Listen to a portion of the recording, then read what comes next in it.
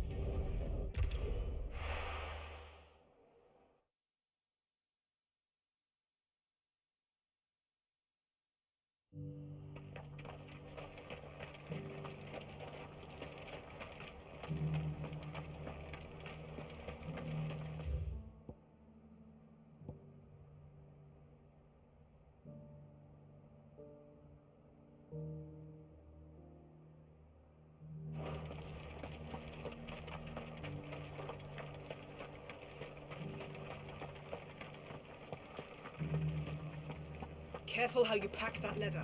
Any creases or scratches? You! Finally. No one was paying me the slightest heed. Is something wrong? At the university, the students would hang on my every word. Sadly, this far from home, I'm just a vagrant greybeard. The university? You're a scholar. A specialist in ancient cultures, the most accomplished in all Valisthea, some have said. Not that I look the part in these tattered rags. In my heyday, no obstacle could have kept me from my studies. Yet here I am, a wizened windbag, bested by the many steps of Tabor. The answers I seek lying just beyond my enfeebled reach. Would you do an old man a kindness and brave the stairs in my stead? You'll be amply rewarded, of course. Climb the stairs and memorize a few inscriptions for me, assuming you know your letters, that is. Some courteous soul is rumored to have carved clues to Tabor's rich history into stones dotted about the village. 3 of them, to be precise. 1 each to the north, south, and east. I'm here in the hope that those carvings might shed light on a riddle I've been pondering for some time. Namely, the otherwise undocumented origins of Tabor's unique people. People quite unlike those of neighboring lands. I can't promise I'll remember everything perfectly. Remember what you can. I'll piece together the rest. Make for the domed pavilions, and you'll have no trouble finding the stones.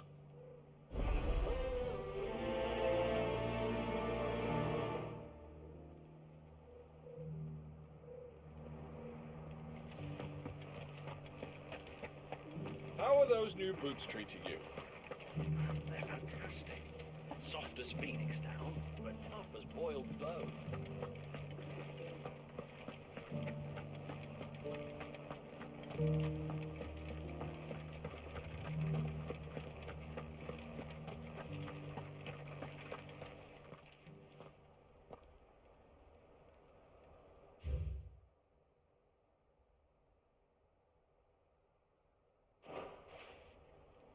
Farmers must have settled here in Tabor.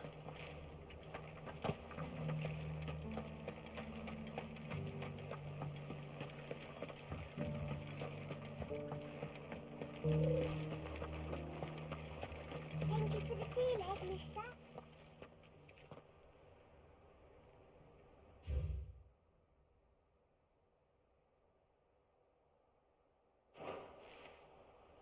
What golden plains might the wanderers have called home, I wonder?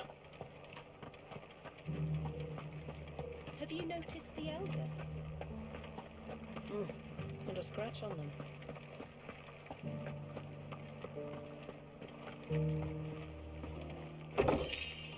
So it's the These stones to Canva, and the rest of the boxes to Dana.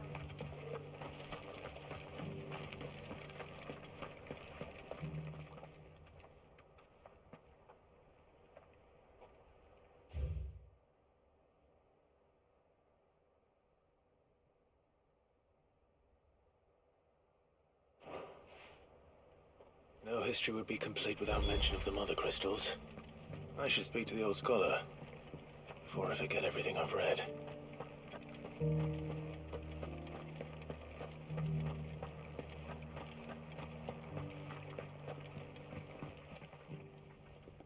The engravings were in good repair considering their age.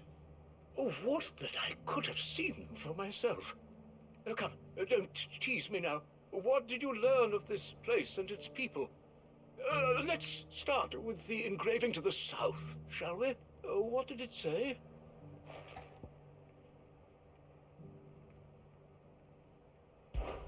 Guardians of the Crystal, the first stones of Tabor, sacred hold thy noble blood, till ends the mother's labor.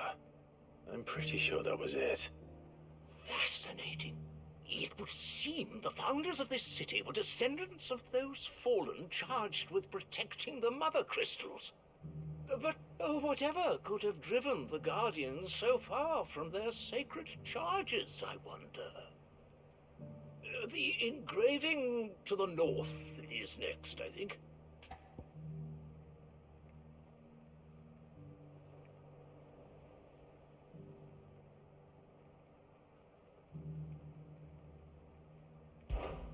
Voyages of the Ashen Ocean. Seafarers here? Are you certain? I'm growing less certain by the moment. Wanderers of the Golden Plains, lay your roots in stone. With pride recall thy noble past, and make these rocks a home. Or, I think that was it, at least.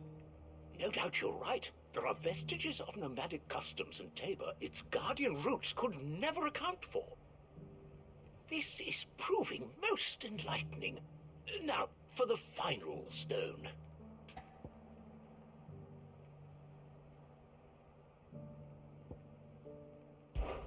Children of the hunters, now tillers of the land, reap her promised blessing and give praise her gracious hand.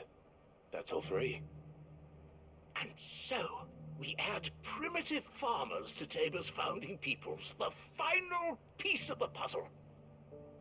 3 engravings, one for each of the 3 peoples to have settled Tabor in ancient times. Guardians of the Mother Crystal, wanderers from across the plains, and last but certainly not least, hunters turned farmers. Little wonder it was so difficult to trace the roots of Tabor's culture. Those roots reach down through 3 distinct traditions. Nonetheless, one cannot help but wonder why this fact is not better known among scholars, given that the stones stand here for all to see. Too many stairs, perhaps. Ha! Too many by far. Here, and thank you.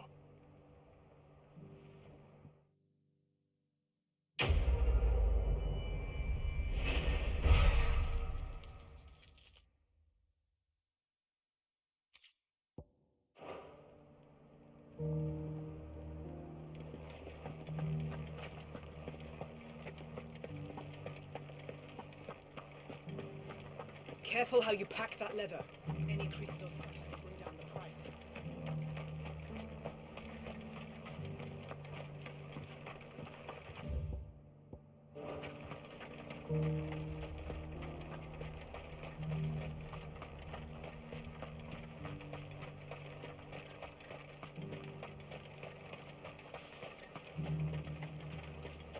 The free cities under the sea.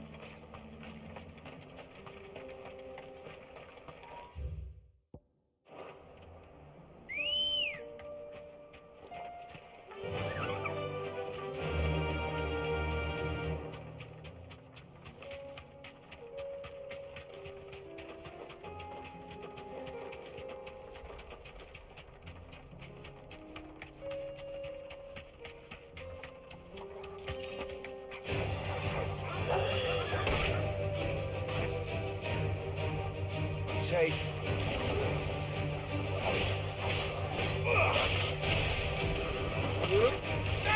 Get him! Go well!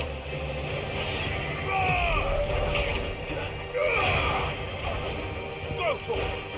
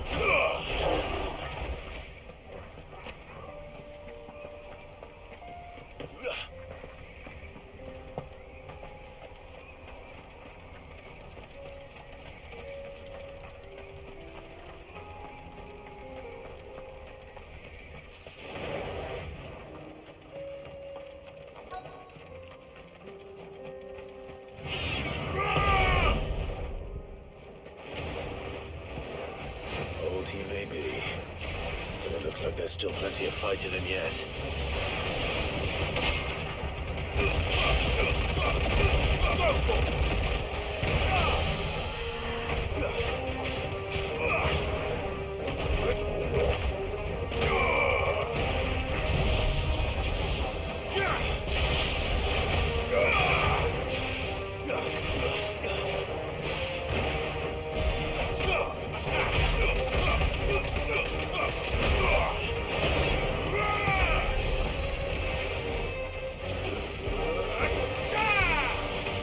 Oh!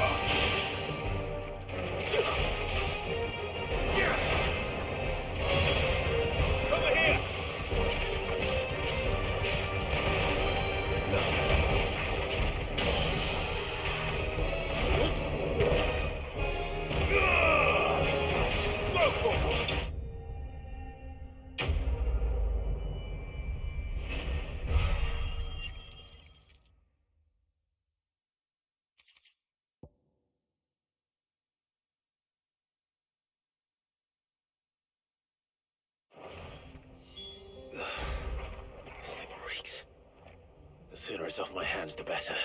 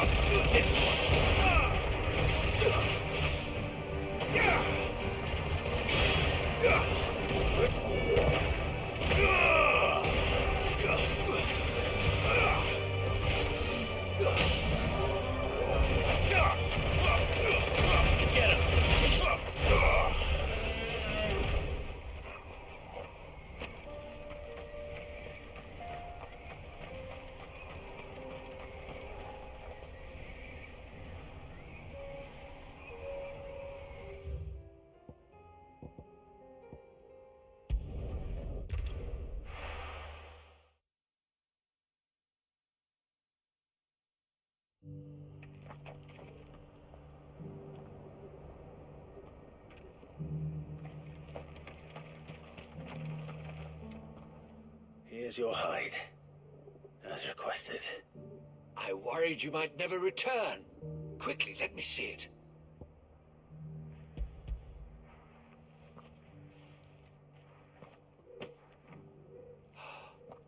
Oh, as supple as a maiden's cheek.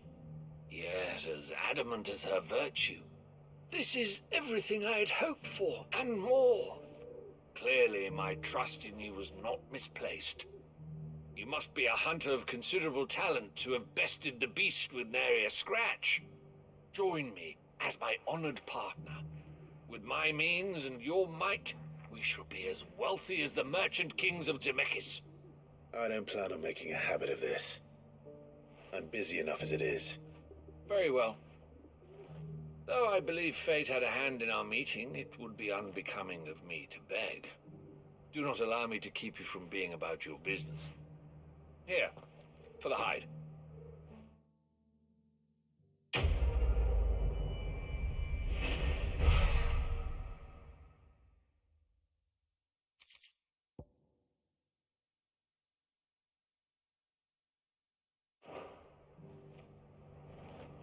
This is hide unlike any I've had the pleasure of handling.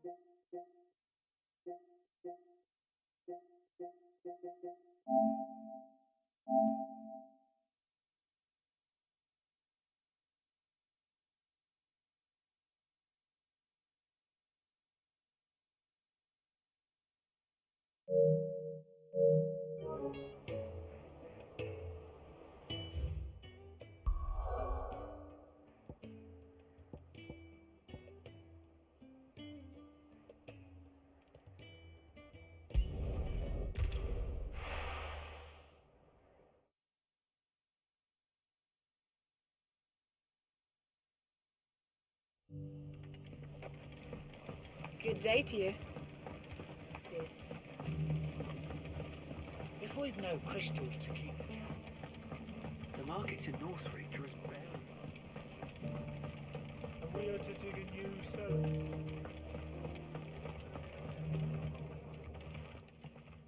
Ah, Clive.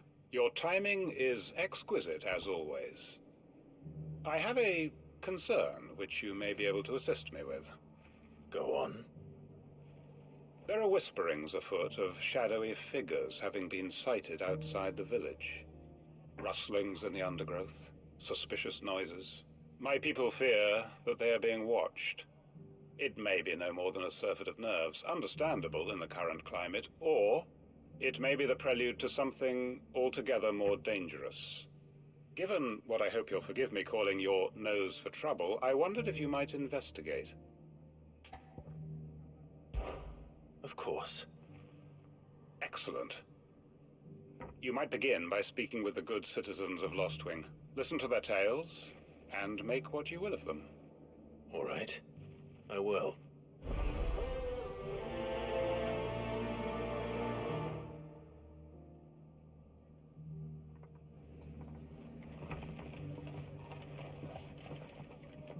Hello, Sid. Take it. Right. Let's see what the people of the village have to say. I better find out if this is just nerves, or something we need to take more seriously.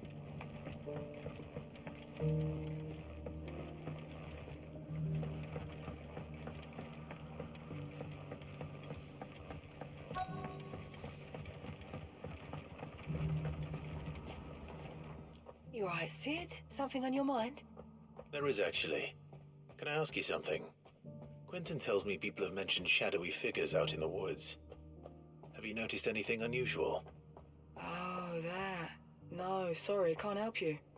I heard the rumours, mind, from the lads working over at the vineyard, but none of them has seen anything either. All right. Thanks anyway.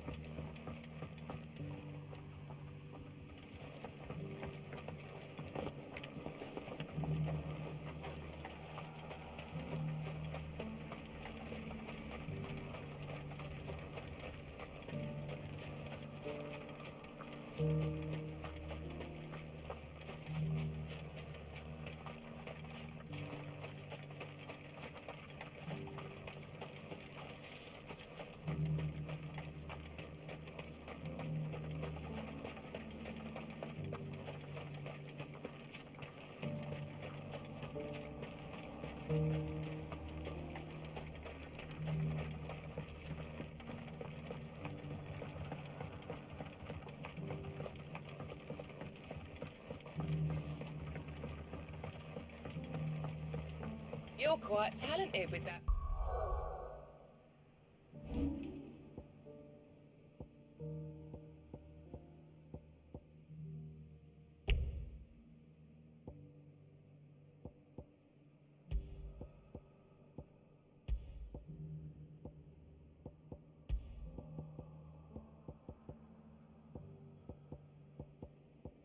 Those are yours.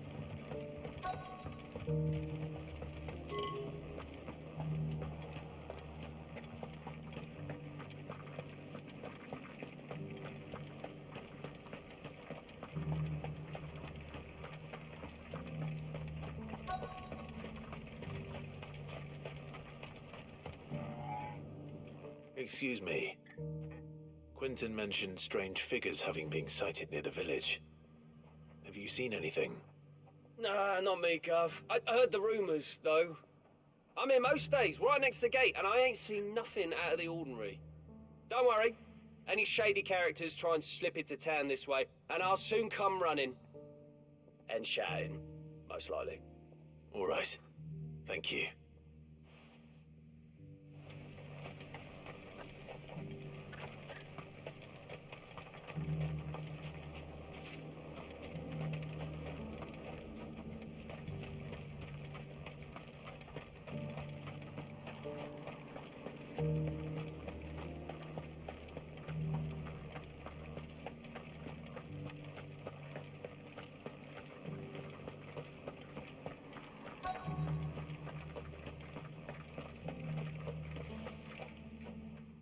have a moment?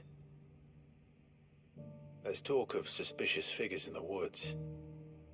Have you seen anything out of the ordinary? No, but I've heard something. Sound of scraping metal, like someone sharpening a sword. Where was this? In Lorbert's Pass. Was out foraging for herbs when I heard it, screeching out from between the trees. Ran back here as quick as my legs would carry me, and I ain't been back since. I see. I'll look into it. Thank you.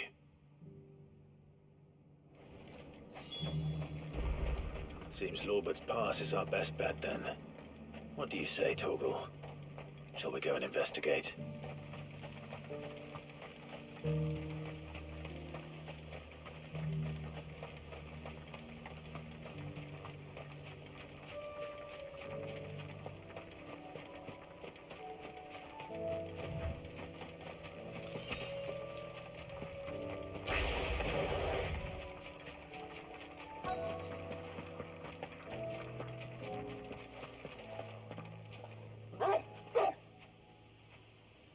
You there.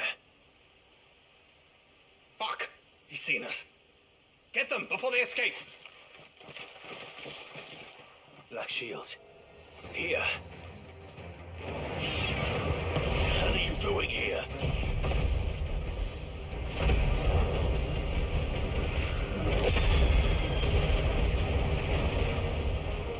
What is it to you? Not that we give a damn. All that matters to us is that you don't leave here alive. Bravo! It's over.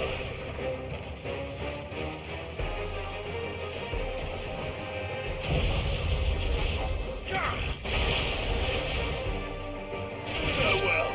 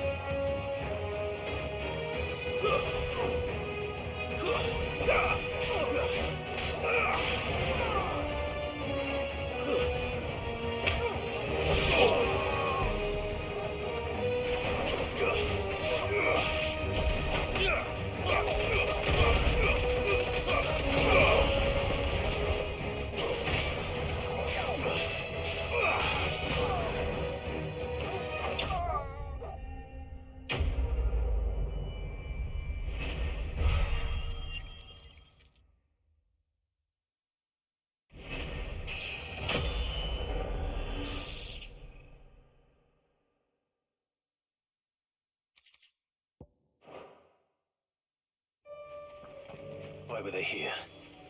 Were they planning an attack on Lostwing? I need to warn Quentin.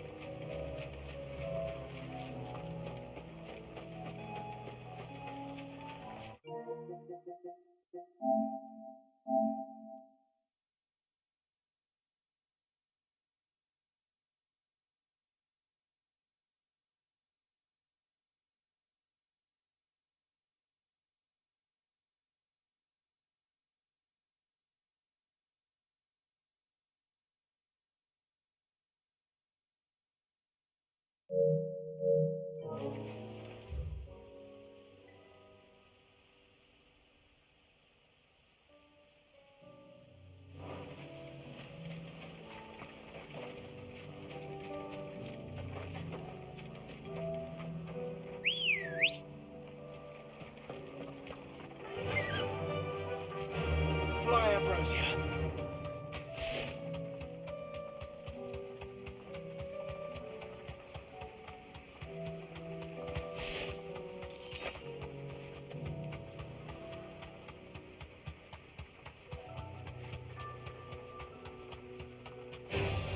All right.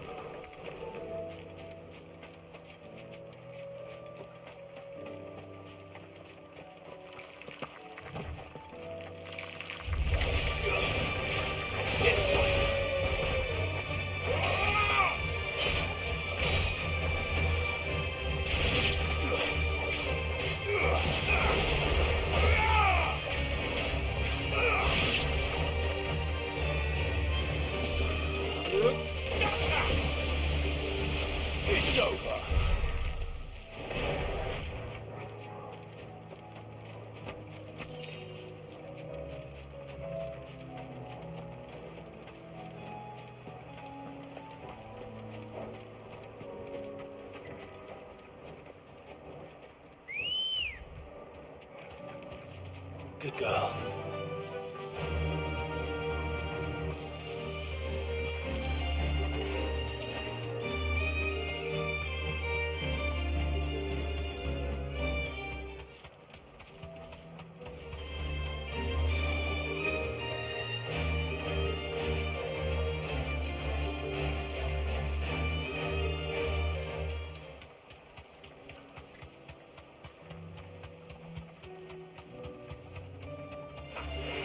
This might take a while.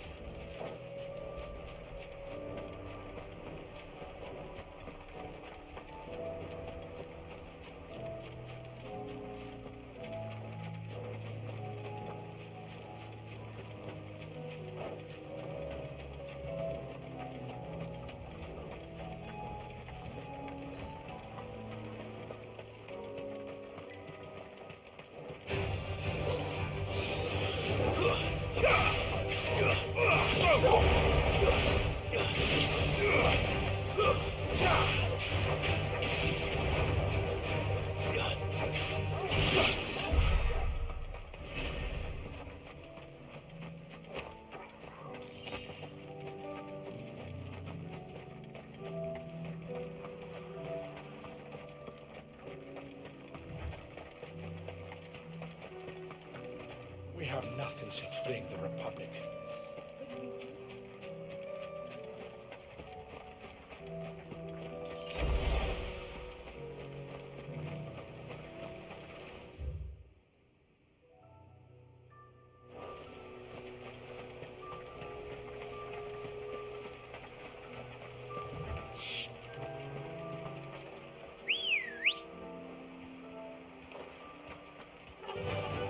Run like the wind.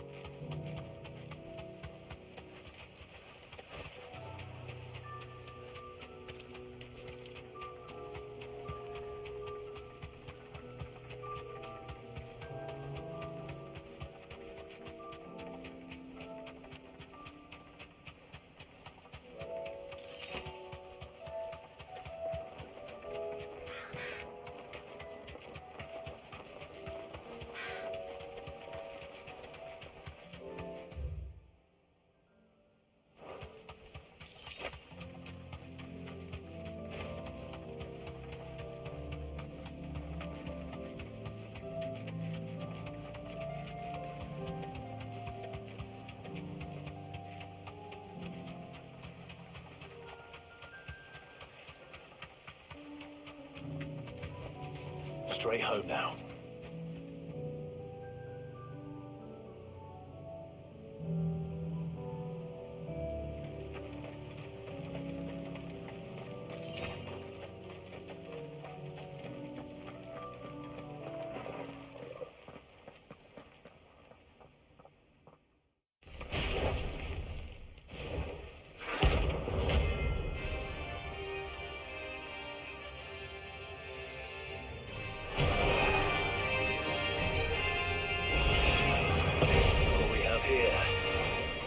Your Majesty.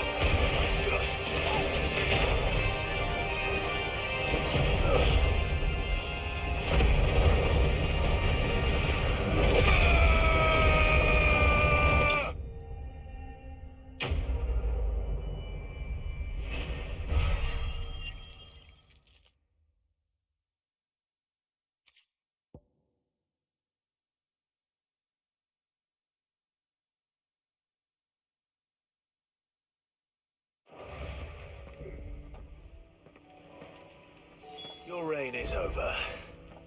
Now to collect the ash. This looks like the stuff. Let's see if there's any more.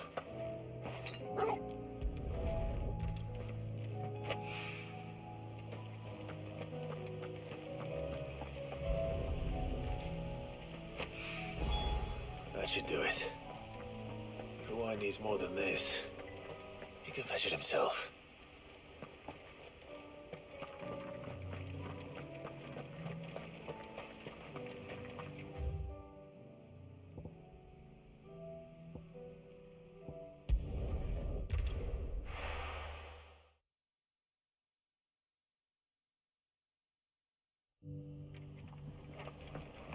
Good day to you, Sid. If we've no crystals to keep the cat,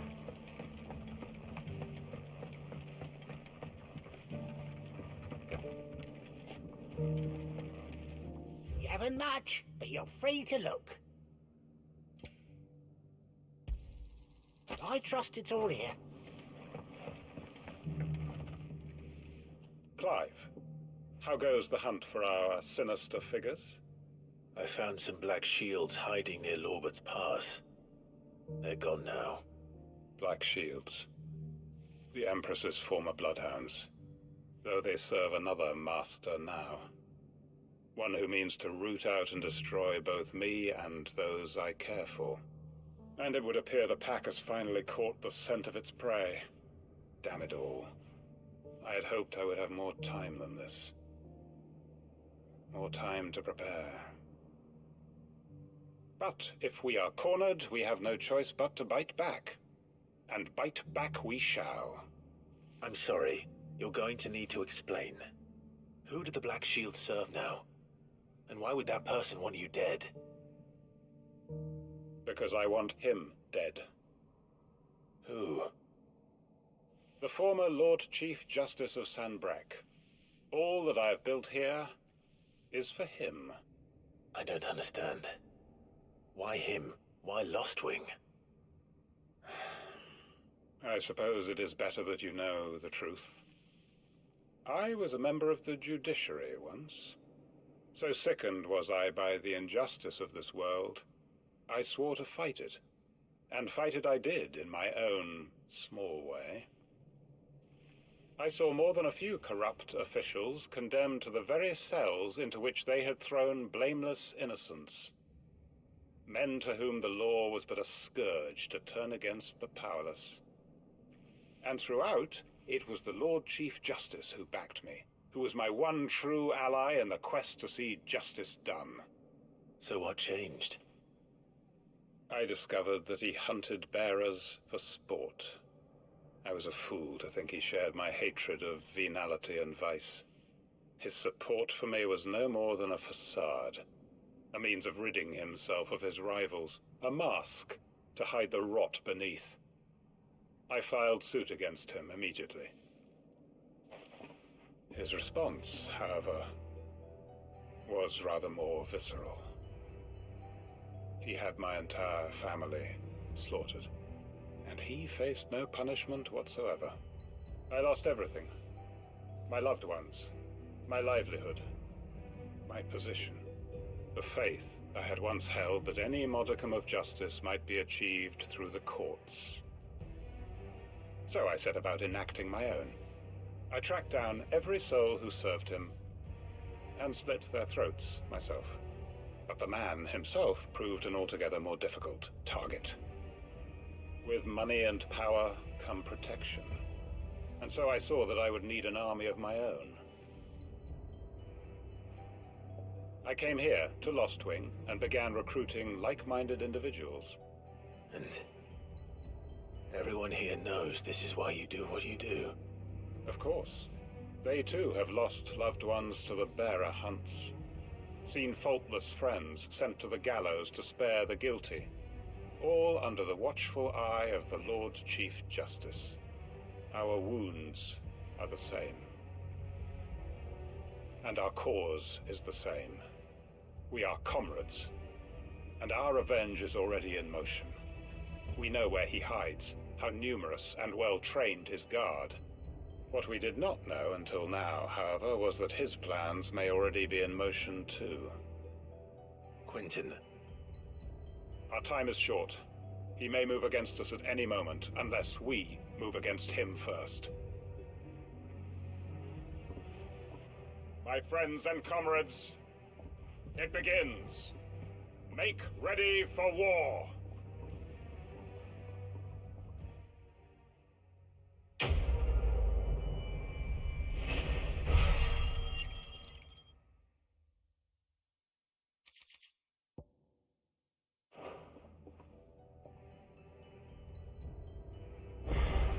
I'm not going to change his mind.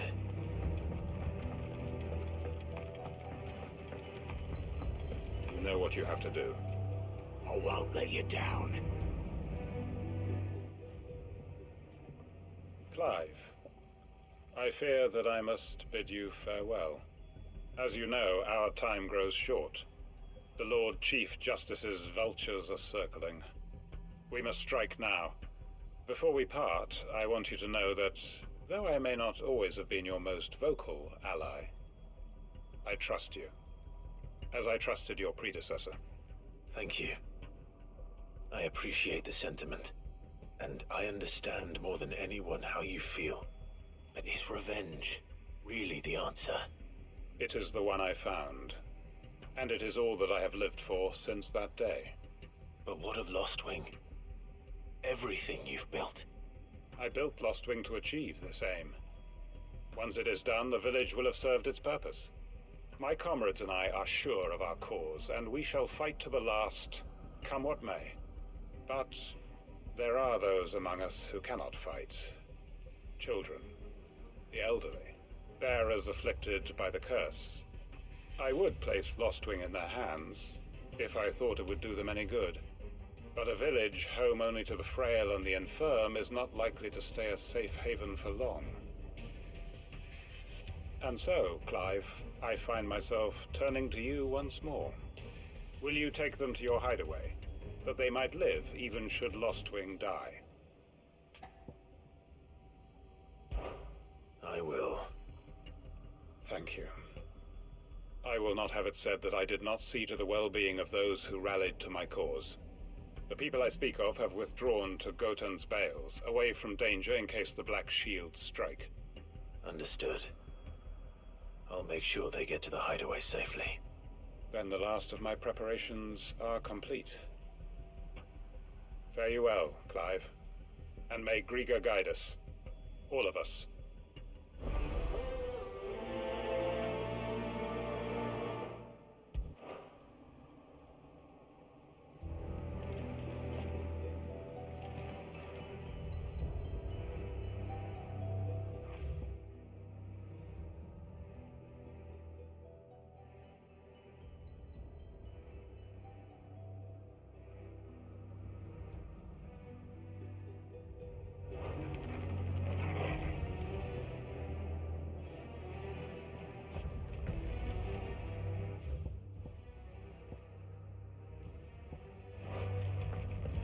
To Gotan's Bales then, and quickly, before anyone else finds them.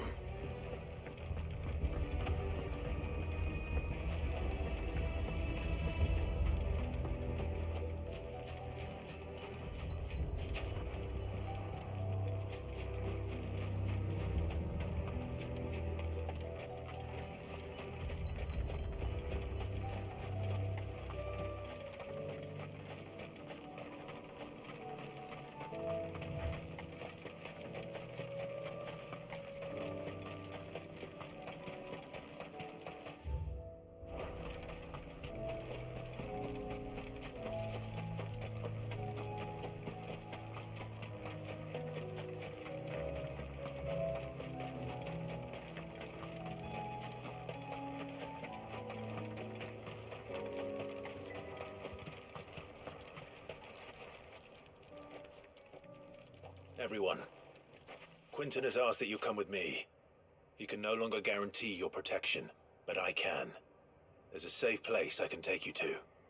Well, if that's what the Master thinks best. Sid, none of us would be standing here today if it weren't for Master Quinton. We owe him our lives. So we ain't about to start telling him what he should do with his. If he's saying we ain't safe in Lostwing no more, it's 'cause he ain't coming back. And if that's what has to happen, then so be it. I only hope he can see this through to the end. That we get to see justice done. I hope so too. Oi! You lot! Where's everyone else? They ain't already left, have they? They've gone with Master Quinton. Fuck! Fuck! Fuck! What's wrong? I've just come from the Justice's manor. We have to get Quinton to call off the attack. It ain't just the Black Shields protecting the place. He's got a guard dog and all. A fucking monster. They don't stand a chance against that thing. If I don't get the message to them, they're all gonna fucking die. No. We can't let this happen. Sid!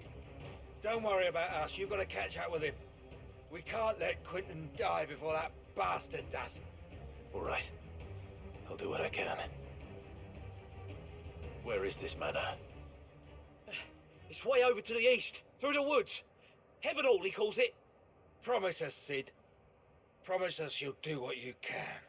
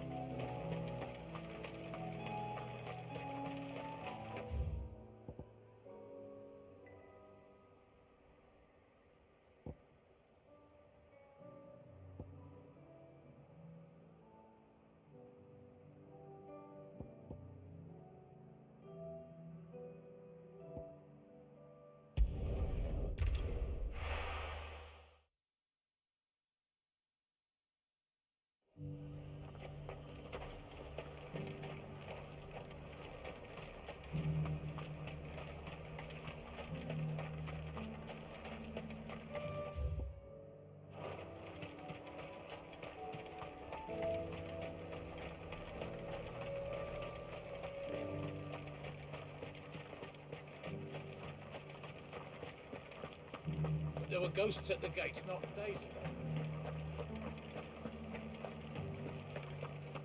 You needn't fret. The creatures have been dealt with.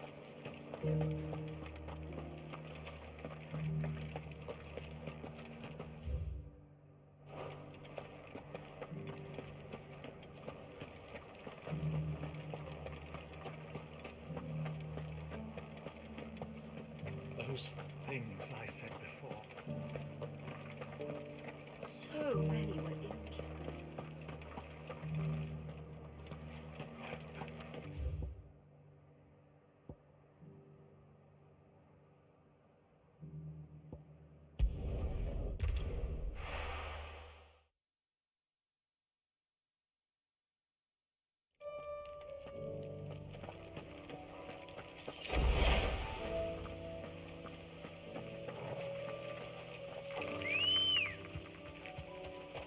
Let's go.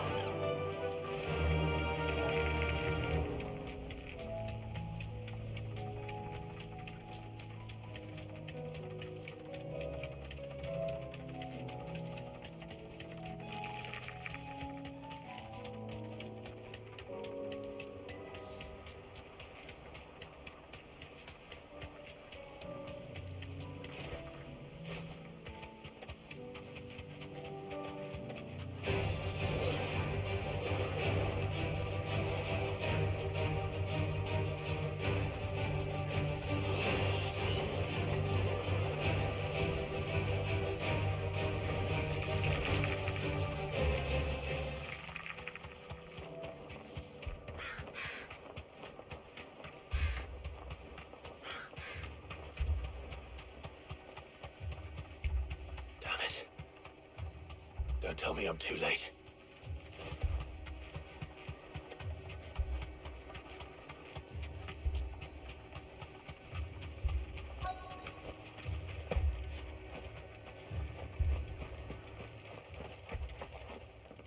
Quentin, are you all right? No. But I am alive. Which is more than I can say for my comrades. They followed me without question all the way here. And they died. For nothing.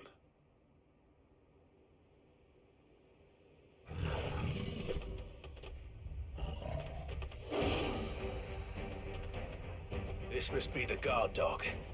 Quentin. I'll hold it off. You go. But your comrades didn't die for nothing. They died for you. Don't let their sacrifice be in vain. I won't. Come on, then. You're no guard dog. You're just a rabid beast that needs to be put down.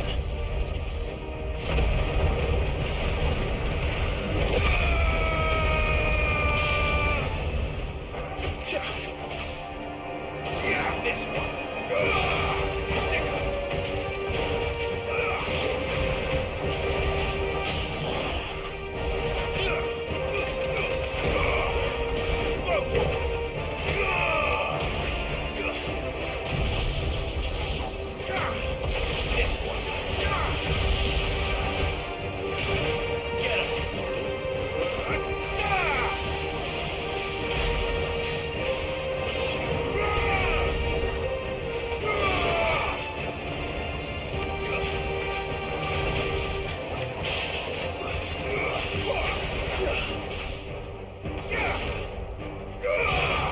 Farewell.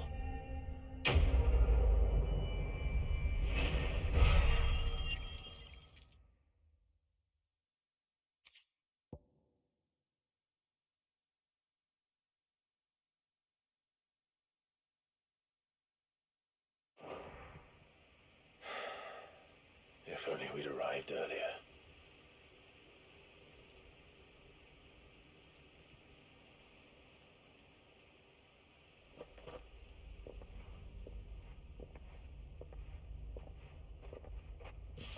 Is it over? It is. He wept and begged for mercy. And I cut him from ear to ear.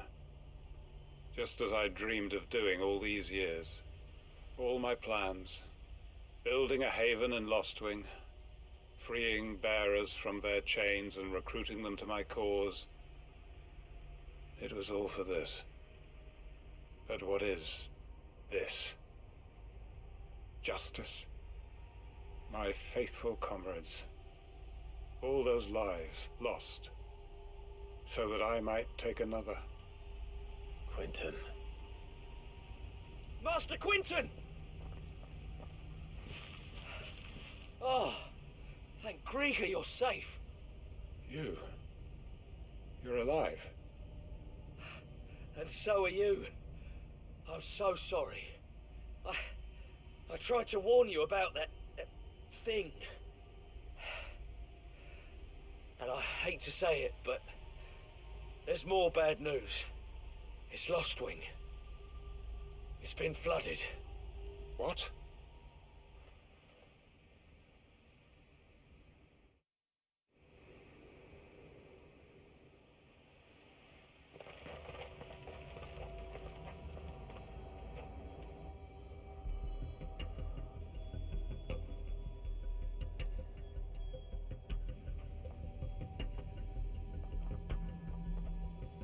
Lostwing.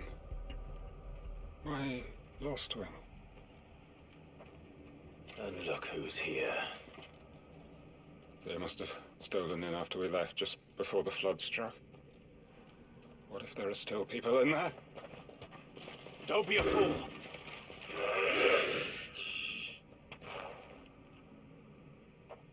Damn it.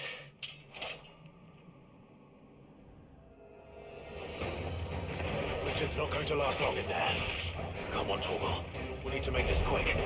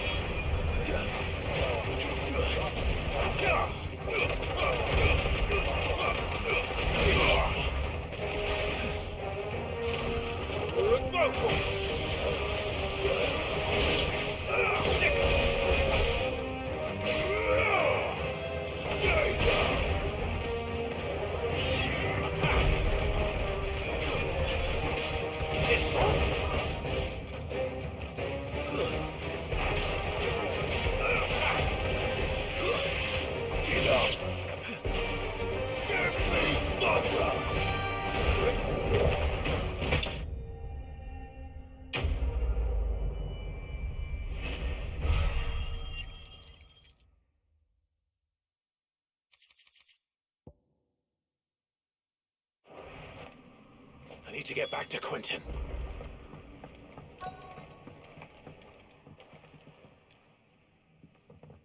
Quentin, Quentin! Look at me! Thank the Thunder. He hasn't turned. I'm going to get you out of here.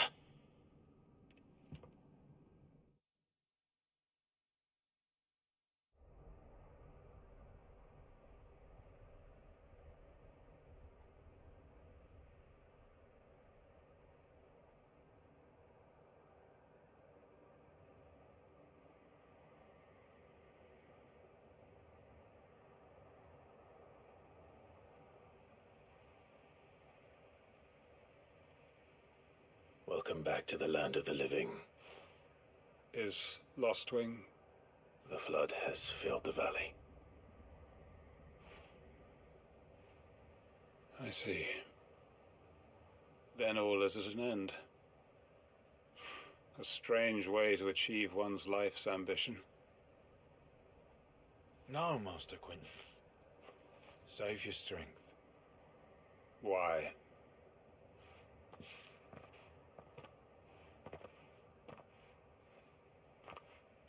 All that I strove for is gone.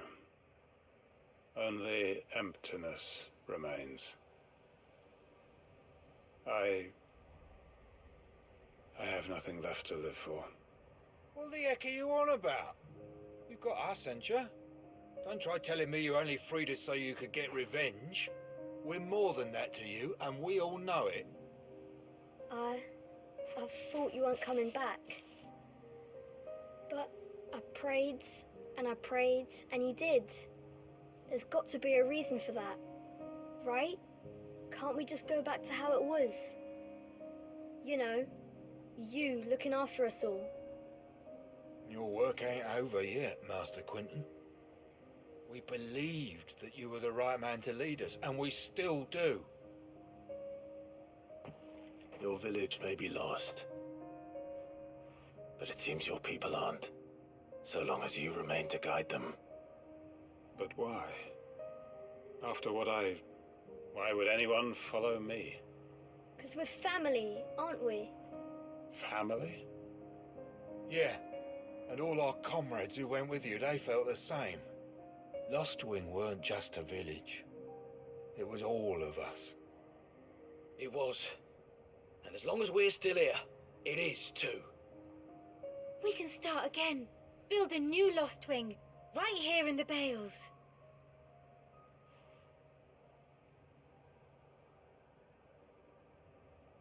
A fresh start. One life ends, and another begins. Why just a village? We could build towns. A nation, even. What's to stop us? That's the Master Quentin we know. Please. I am nobody's master. Quentin will suffice. After all, we are family.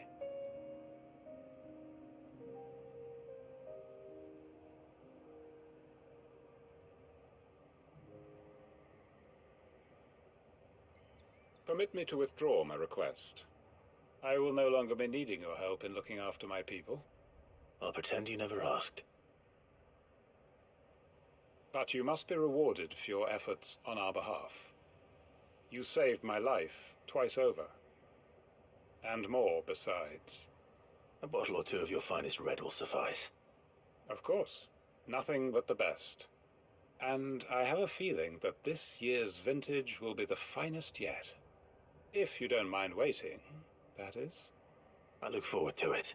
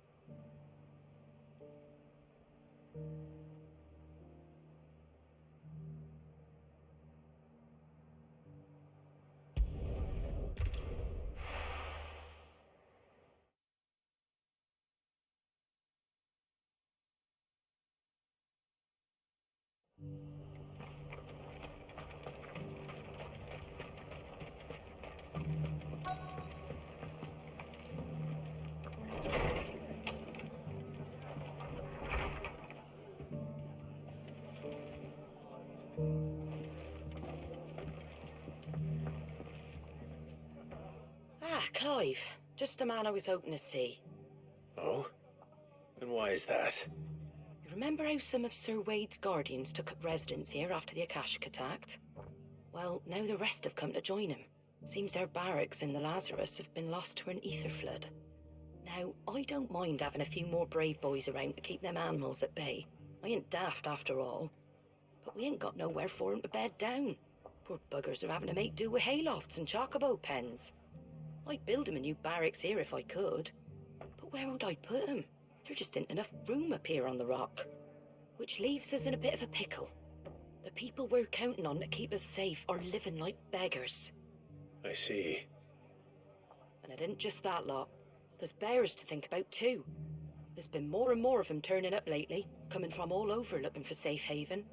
But there's only so many we can shelter with the room we've got. We can't keep cramming more and more people into less and less space. What we need is a new home for our new arrivals. And that's what I was hoping you might help me with. If it ain't too much of a burden, of course. It's no burden. Thank you, Clive. So, where were you thinking of making this new home? Well, I reckon we could do a lot worse than Eastpool. Eastpool. It's been a long time since I thought about that place. It was a tragedy, what happened. And if any of us could have done anything to stop it, we would have. But what's done is done. And those who lived there wouldn't have wanted the village they loved to be left in ruins. I suppose you're right. The blight might be pressing in, but I reckon it's got a good few years left in it yet. There's just one problem. A band of cutthroats have made it their den, and they don't seem like they'll be moving on in a hurry. Nasty bastards they are too. I've lost some good men to their raids. Would have sent someone to clear 'em out sooner if my boys didn't already have their hands full fending off the Akashic. But now we've got a few more guardians of the flame to call on. I reckon it's time we made our move. What do you say? Fancy leading a raiding party? I do. Eastpool was once home to people I loved. I won't have bandits sully those memories. I'll gladly drive them out of there. And I know the men will gladly follow you. I've already shared a few thoughts with Sir Wade about how we might be able to win the place back. And I dare say he's got some ideas of his own too. Why don't you go and talk to him? Of course.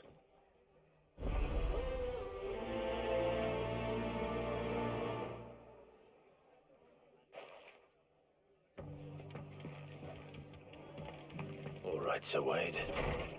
Let's hear your plan.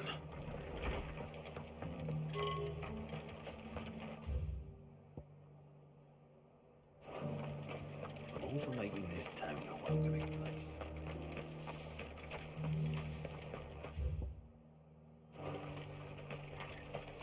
Inn's full. Don't bother.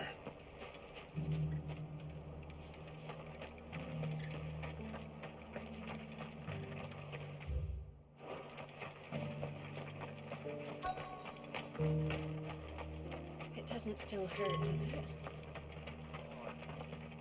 Jaws couldn't hurt me. I'm a son of Rosaria, after all. Born survivor.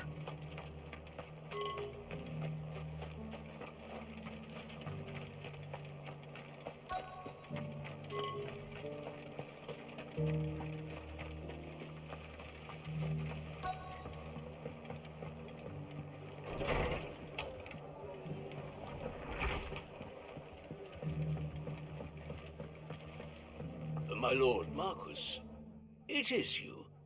Then you received my letter. I am Sebastian Rutherford, chief steward of your lord uncle's estate. Of course. We met once before. Yes, my lord. Thank you for coming. And what was so sensitive that you couldn't put it in writing? 1,000 apologies, my lord. I did not mean to offend. I merely... It's all right. Continue.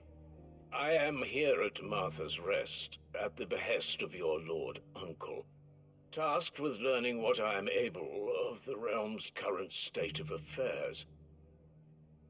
And what I have learned is grim.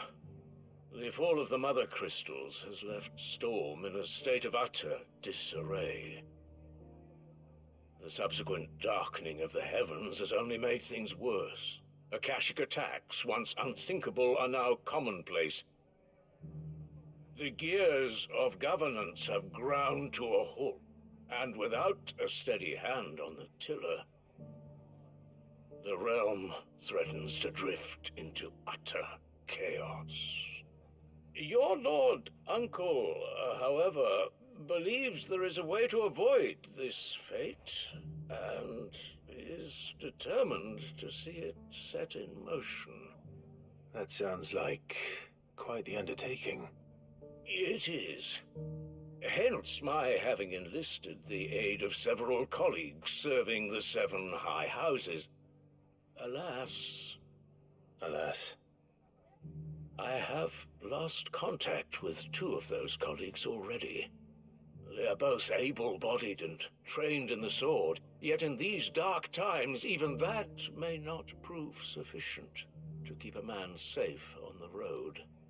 So you want me to find them? I'll need to know where they went. One I sent to investigate the Republic, the other the old Imperial capital of Oriflamme. That doesn't exactly narrow it down. I suppose I'll start in Dalamil and work my way east. Thank you, my lord. I shall pray for your success and safety.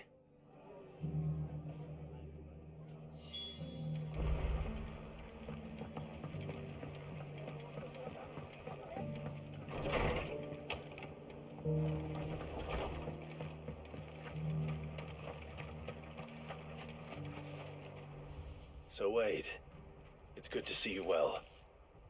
And you, Lord Rosfield. And you. I spoke with Martha. She tells me you have plans to free Eastpool and make it your own. That's right, though it was mostly her idea. I rather fear my men have been treading on her toes somewhat since joining us, not to mention each other's. And then there are the bearers, men and women who found the courage to flee their masters and sought refuge here. We need somewhere to settle them, and I can think of worse places than Eastpool. As can I. Which is why I agreed to help you win it back. That's very kind of you. I'd be most grateful if you would. With you beside us, we shall soon send that rabble of rogues running for the hills. So, what can you tell me? That thankfully there aren't too many of them. Fewer than a dozen at our last count. And rather less, thankfully, the road that leads there will more than likely still be crawling with Akashic. A small force would suffice to clear the village, but if the Akashic were to follow them in, that force could end up trapped between a rock and a very hard place indeed. I'll head into Eastpool and deal with the bandits. You and the Guardians can stay outside the village and fend off any Akashic who come too close. Make sure I'm not taken unawares. I can't ask you to bear all that risk yourself, my lord. The Akashic are the bigger risk. I can handle a few bandits. Well, if you're sure, I shall summon my men at once. Shall I wait for you here? No need, my lord. You go on ahead. We'll be with you before long. All right. I'll meet you at Eastpool then. We shall see you there, and may victory await our coming.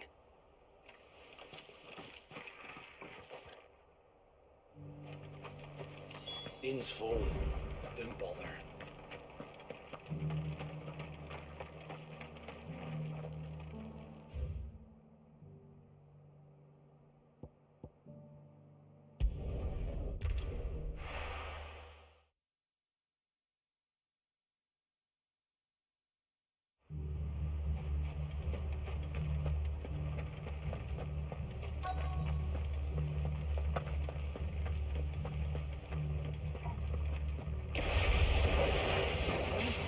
Just walk in here, kill him.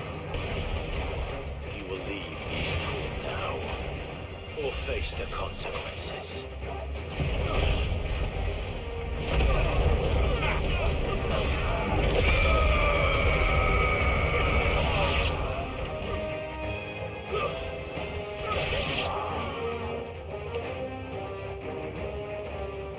It's over. That's the end of that, then. Or maybe not. What's that thing doing here? Doesn't matter. It goes to...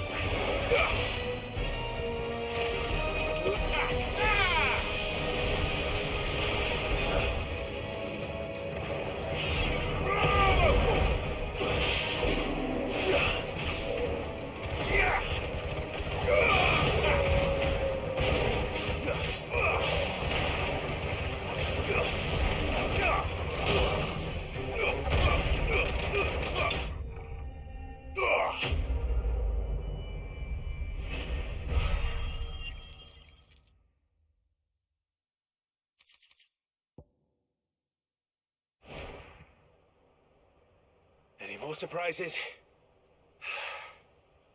I'll take that as a no. Bravo. A magnificent display, my lord. You were watching? I thought you were keeping an eye out for a Kashik. We were. Put down more than a few on the road, then arrived just in time to see you slay that... whatever it was. Let's hope it was the last of its kind. Though I expect you and the Guardians will be up to the challenge should another appear. I would hope so, my lord. Your men will be bringing the bearers who'll be living here, I assume. It might be best to send word for them to come right away, before any other unsavory characters move in. Of course. I'll send orders for them to depart immediately. Leave it with me, my lord.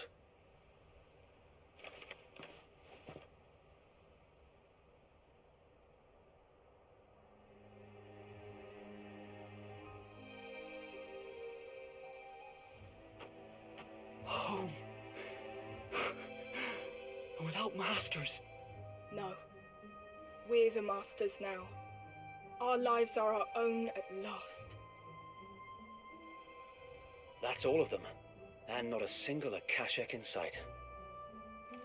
Now to begin the important work of rebuilding the place. It won't be easy. Especially not after 5 years of beasts and blackguards having their wicked way with the place. The masonry might still be sturdy enough, but half the beams are rotted. Those that weren't lost in the fire or burned by the bandits, that is. It'll take a bit of elbow grease, but we'll see Eastpool rise again. Just you wait. So wait. Lady Hannah is buried here. If you don't mind, I'd like Oscar to join the rebuilding efforts. He should be a part of this. Of course. I couldn't agree more. I'll let Martha know that everyone arrived safely. If you need anything more, you have only to send a Stolas. And we will, my lord. Safe travels. Eastpool is in safe hands. Time to go and tell Martha the good news.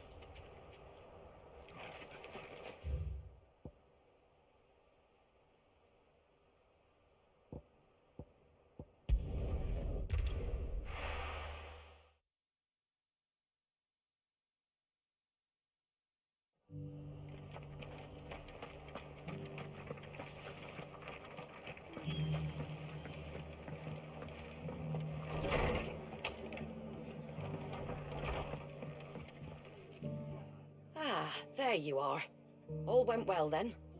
Sir Wade told me you got rid of the bandits while his lot kept an eye out. Nicely done. And what's all this about some shape-shifting nightmare showing up? On second thoughts, don't tell me. It'll only give me nightmares of me own. What matters is you did it. And now we can build our new village. I suppose it will be. What will you call it? What else? Eastpool. Sir Wade said it best. There's plenty bad happened to that place, but that don't undo the good that happened there. No need to throw the baby out with the bathwater. Did Wade say that? Well, something along those lines. Anyway, the poor souls might have made it to Eastpool, but their work ain't done yet. So the way I see it, neither is mine. If it's food or lumber or strong backs they need, the rest is ready to provide it. Thank you, Martha. No, thank you. You didn't have to help us. I wanted to.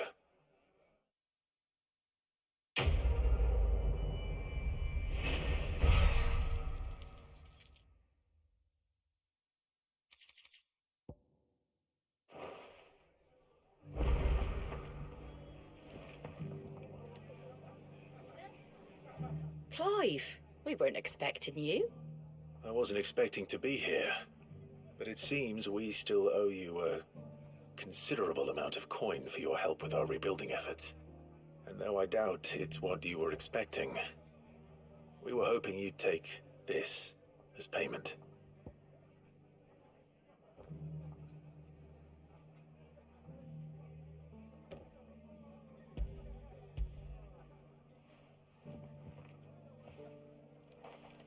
A star ruby? I can't accept this. It's worth at least twice what you owe me. More if you can find yourself the right buyer. Think of the difference as interest. Interest? If word got out I charged that much, no one would ever borrow from me again. Anyway, why are you the one here asking me about this? I'd have expected Otto. Bit much sending the Lord Marquis out to settle your debts, isn't it? The old goat working himself to death again? Something like that. Most days I think he's the only reason the hideaway's still standing. Same as always, eh? Back when the place was nothing but a twinkle in the eye of a recently retired Lord Commander, word is he was the first one Sid reached out to. Probably knew that without his strong arm and level head, the idea would never get off the ground. Sid may have been the face of the hideaway, but Otto's always been the backbone. And when Sid passed away, we were all worried that would be the end of it. That Otto would just give up. His death was hard on everyone. But it must have hit Otto hardest of all. But he didn't give up, did he? Quite the opposite, in fact. If I recall, he was the one who nominated you as Sid's replacement, and rallied the rest around you. I reckon what he saw in Sid, he saw in you too. And don't we all? Doesn't hurt that you're half as stubborn and twice as handsome, neither.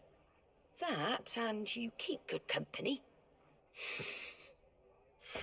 I suppose I do.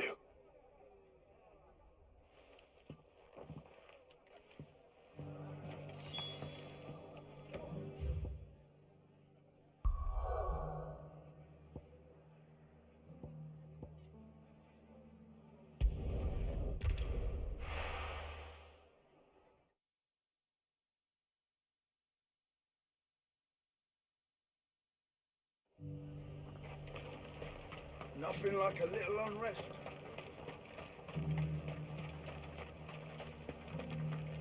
There were ghosts at the gates not days ago.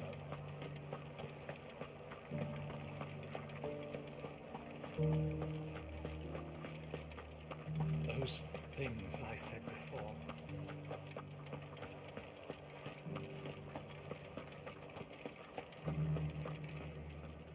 Milady, I come bearing gifts.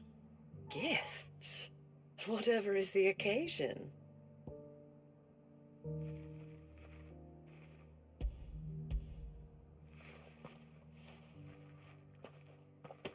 Oh my.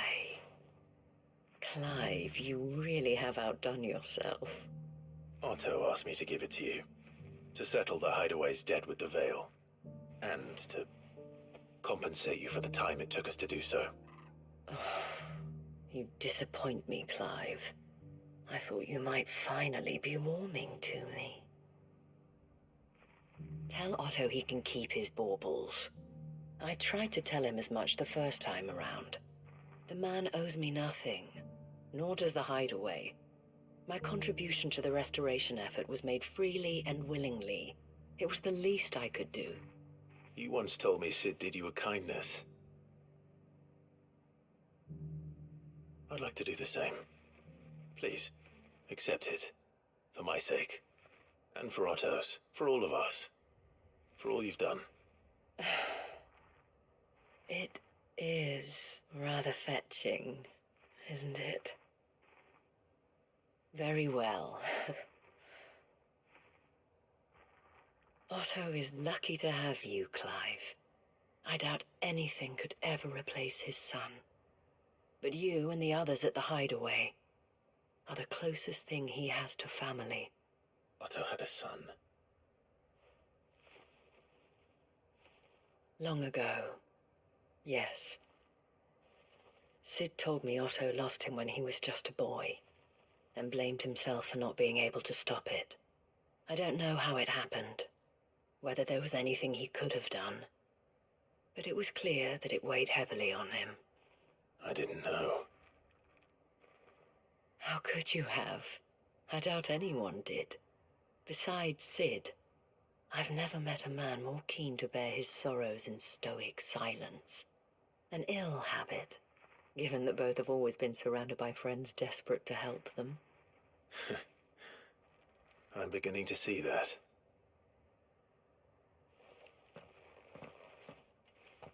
Gob will want to know the stones were delivered, if he's still with us.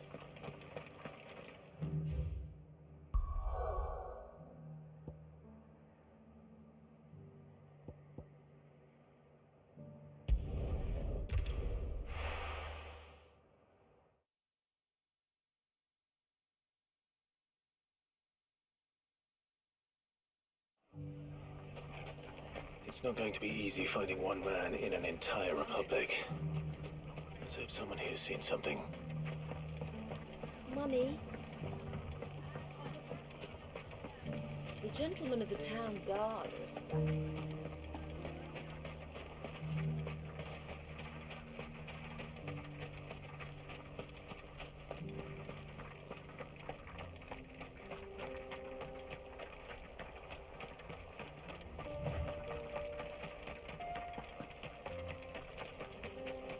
Someone's got himself in trouble.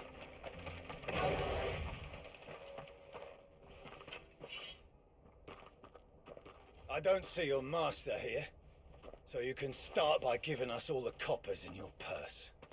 I already told you, I have nothing. Then maybe we'll take that pretty outfit and the steel you're wearing.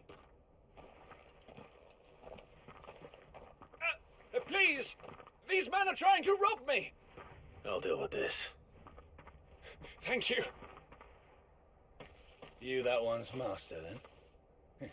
If you'd kindly pay the coin he owes us, we can pretend you didn't draw your blade on Republican soldiers. Or you can go back to your garrison and I won't report you to your captain. Oh, you're more than welcome to. He hasn't had many visitors since we slit his throat.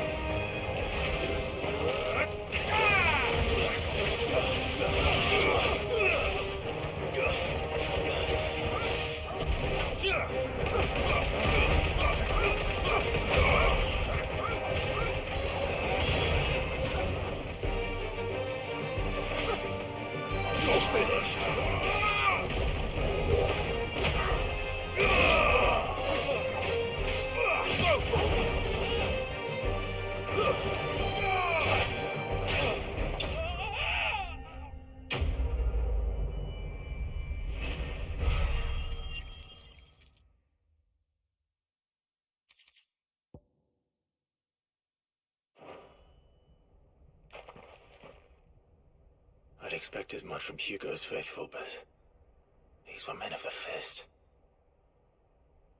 Much has changed in the Republican army since they lost their rock.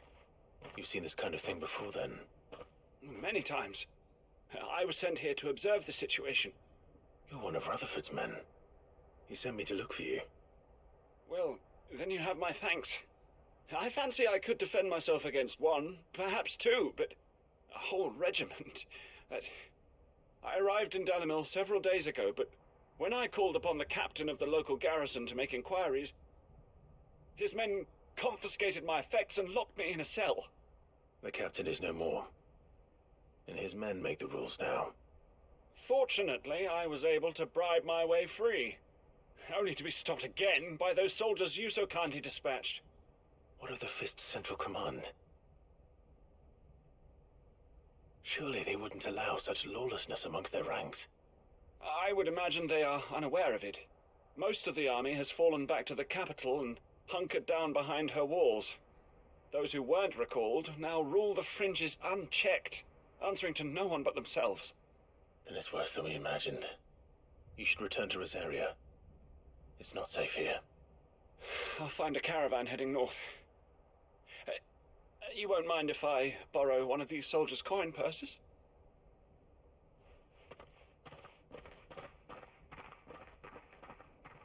Not at all. Now, to find this second associate of Rutherford's. If he was bound for Oriflamme, I'll start at Northreach and see if I can pick up his trail.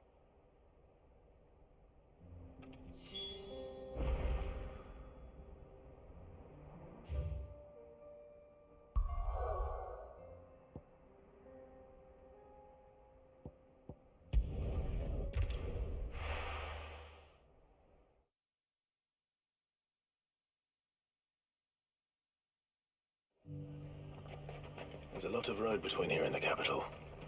Rutherford's man could be anywhere.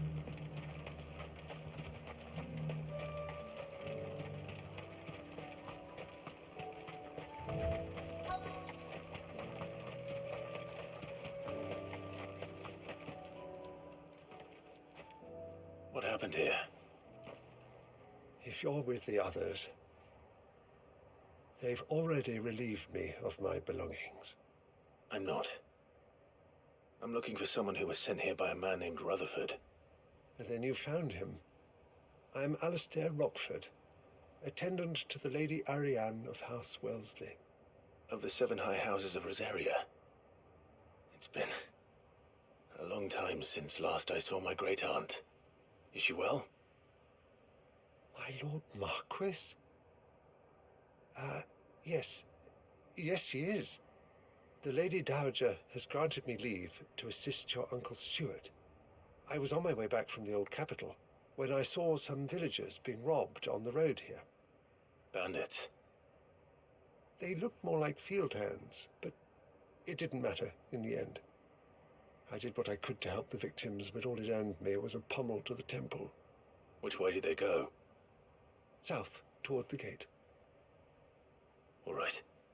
I'll take care of them. Founder knows I've met enough of their kind. You head back to Northreach, visit the Vale, tell them I sent you. Thank you. I shall. Founder be your shield.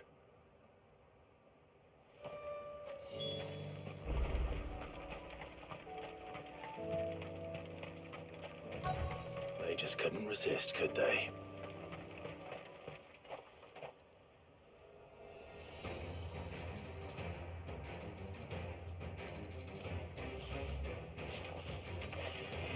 This one's ours, pretty boy.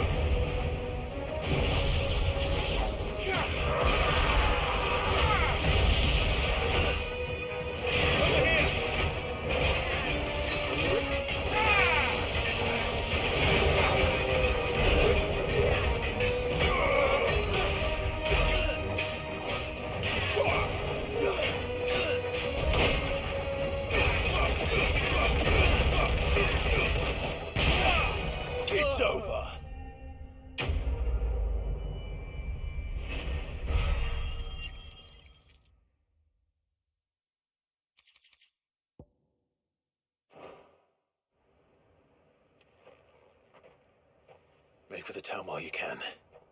There may be more bandits nearby. You don't need to tell me twice.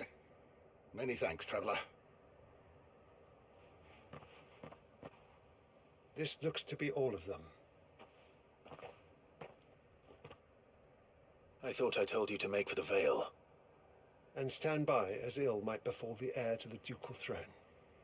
It's just Clive, and I'm fine. Which is more than can be said for you.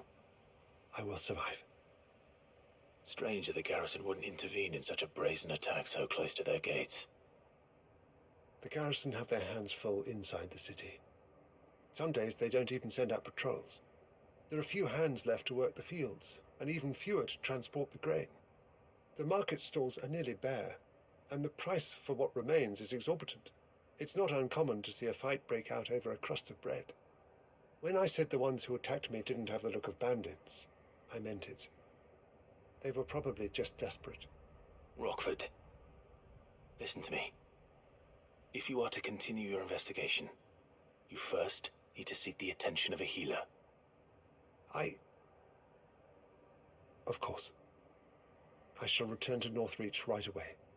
But allow me to thank you first.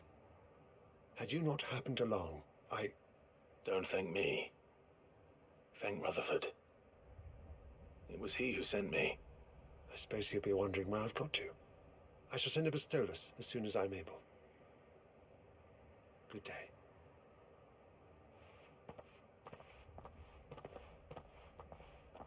My uncle certainly has his work cut out for him. If it isn't already too late.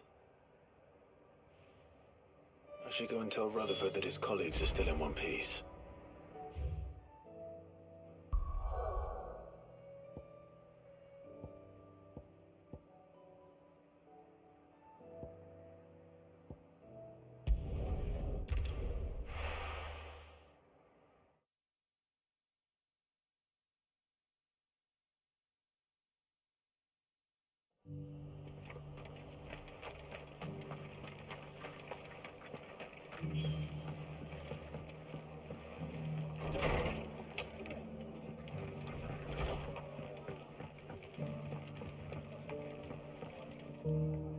I see you're still here.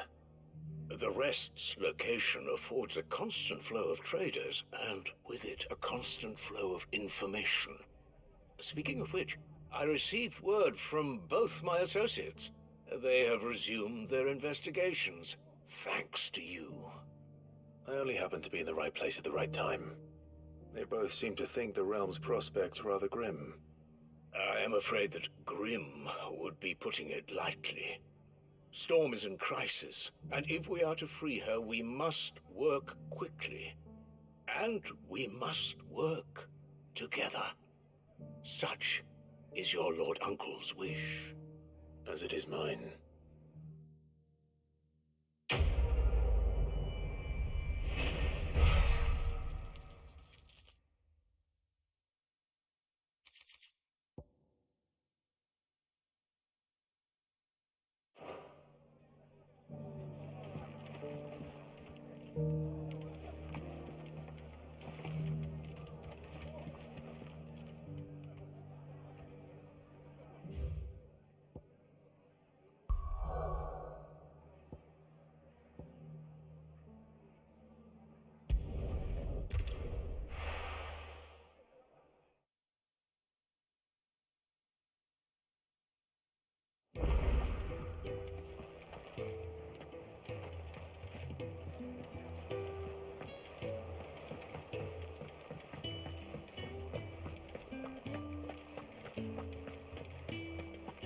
If it's knowledge you seek,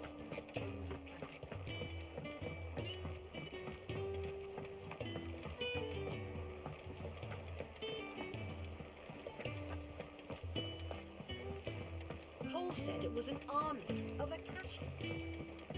How are we supposed to do our duty when the hills are crawling with Akashic in them? Goat. Still alive, I see. So Lady Karen accepted the ruby. Ah, about that. I tried my best, but she was just too stubborn to take it. She threw it right back in my face, in fact, and told me I could stick my stupid stone where the sun don't shine. Karen refused payment. I hope it wasn't something I said. I'm sure you were as tactful as ever. Let me see what I can do. Oh, wonderful. I hope you have better luck than I did.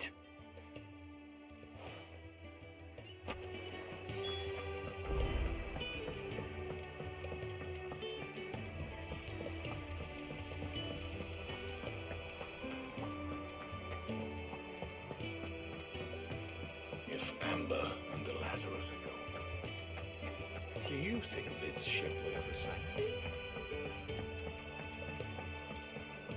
We've had no word from Canva for days. All right there, Sid? How's that hunt for the bomb ash going? I have it here.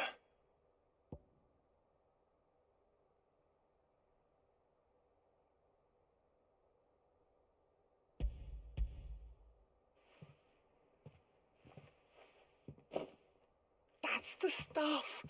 And plenty of it, too. Enough to keep the alembic bubbling away for a good old while. You're a gent, Sid. Let none say otherwise. Right then, let's get this contraption up and running.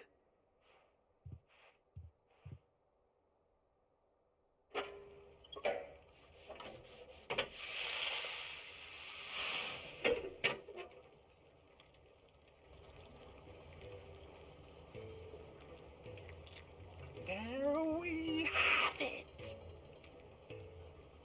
The Telemon Alembic. And it works just like the chief said it would. Very impressive. Says the man who cut down a burning boulder. Speaking of which, I still haven't returned the favour. There's no need. The good it will do for the hideaway is reward enough. Don't be silly. Why don't you let me take a look at that bag of yours?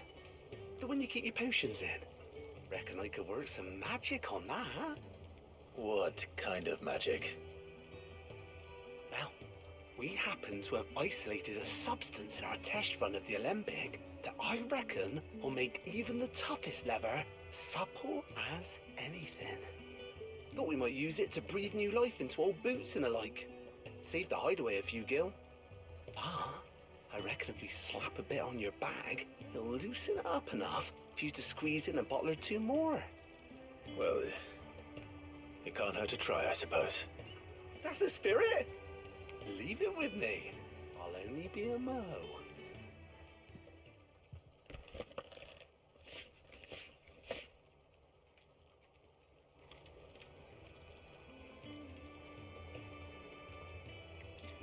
Well, what do you reckon?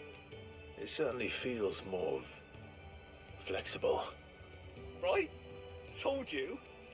Thank you. I think. No. Thank you for supporting Mid and the rest of us in our endeavours. Without you, we'd never have been able to discover wonders like that stuff I rubbed on your bag. And I'm telling you, there's plenty more where that came from.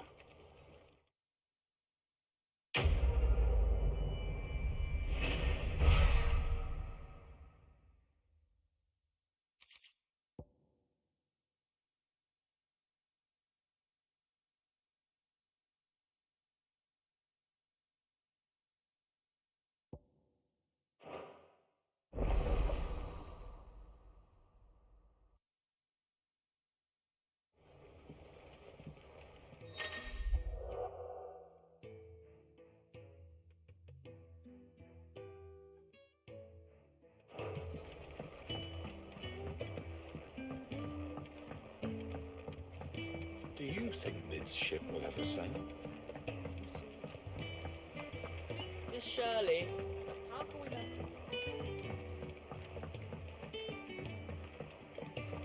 Sid! Heard you were in Canva fetching young men.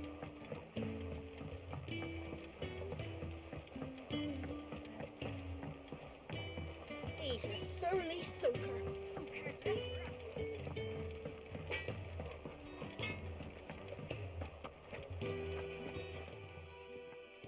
Lady Karen, Goat tells me you weren't happy with our offer. Would you prefer the debt was repaid in coin? Mod debt? I don't recall lending any of you lot me hard-earned gil. I may have tossed a talent or two in the Hideaway's coffers, but those were donations, and you can hardly call it charity if you go asking for it back. Of course not. But one good turn deserves another. And our circumstances have changed. Surely you wouldn't shun the gratitude of a pauper who happened to have become a prince. Oh, so you're a prince now, are you? Fine. But I'm selling it and taking what I'm owed, then you're getting the rest whether you like it or not.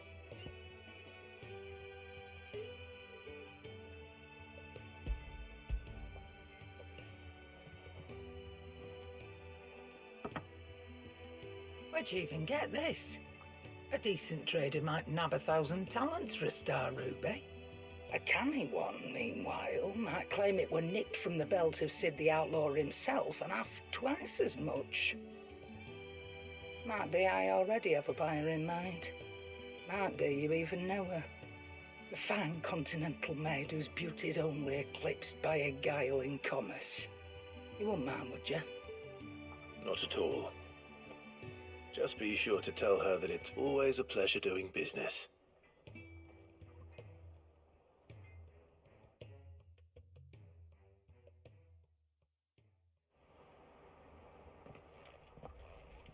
I hear you ended up delivering all 3 stones. Thanks to this lump.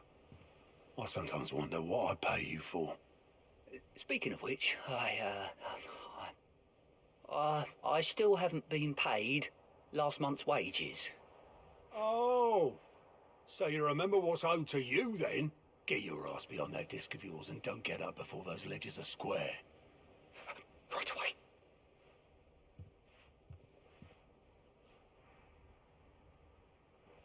I've seen that before. Yeah. Plenty of times. It was the only goblet Sid ever used, either out of habit or because the filthy soul couldn't be bothered to find a clean one. I knew so little about him. Like most people. Martha and the Dame both seem to have fond memories of him. Huh. I bet they do. How long did you know Sid before he... Before he died? 20 summers, give or take. Back in the day, I was a purser on a trade ship, which is where I met him. He bought passage to... I forget where. But having nothing better to do on the long nights, we sat up drinking island rum till the morning bell dragged me back to my duties. Quit my post not long after that, on account of making a fine maiden's belly fat. But me and Sid stayed close, promising we'd one day sail the seas again. That was before fate stepped in and said she was having none of it. The magic woke inside my son soon after his first name day, and there was no hiding his knack. Couldn't you and your family have... My family were the ones who summoned the constable, wanted the monster taken away. I couldn't turn my back on him, forget what I felt, and I couldn't for the life of me understand how they could. Luckily, Sid was of the same mind as me. It was him who stood beside me when all I wanted was to tear the whole world down. Him who cried for me when I had no tears left of my own. Him who swore he'd do everything he could to stop it from happening again. And he was true to his word, too. Left the Royal Army once and for all. His ranks, his ribbons, gone. Just like that. Threw away everything he had. All to right a wrong that no one else had the courage to face. I knew then I'd follow that man to the ends of the earth.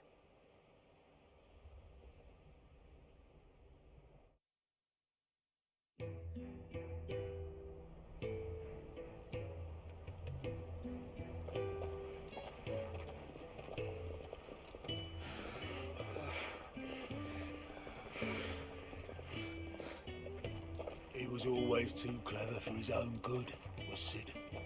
Saw the world for what it really was, while the rest of us were content to go along with the lie we were shown. And it can't have been easy, bearing that burden alone.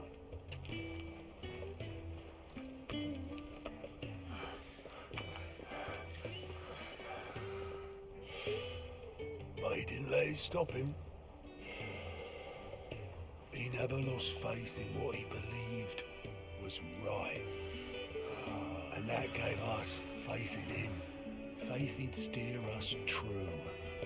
So I swore to myself I'd always be right behind him, ready to catch the stubborn sod, if ever he should fall.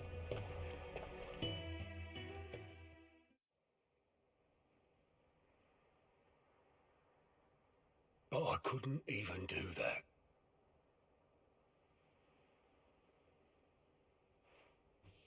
Ignore me, just the ramblings of a tired old man.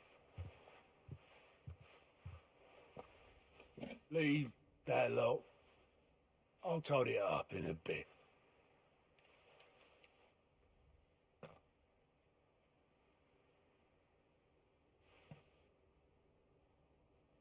This is Sid's handwriting.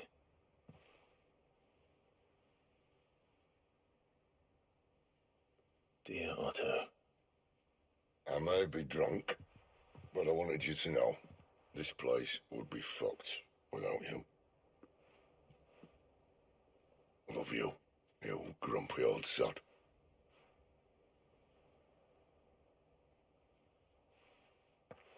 This note. What about it? Sid was right. Without you, we'd all be lost.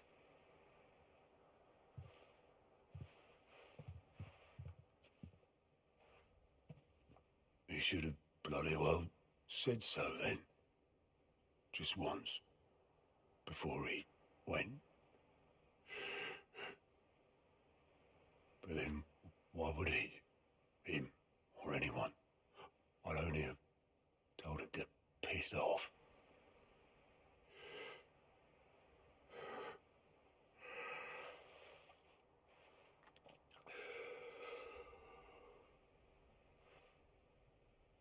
You're wrong, though. Both of you. It was never just me keeping the hideaway afloat. It was all of us. I just shoved people in the right direction. I barely seem to be able to do that anymore.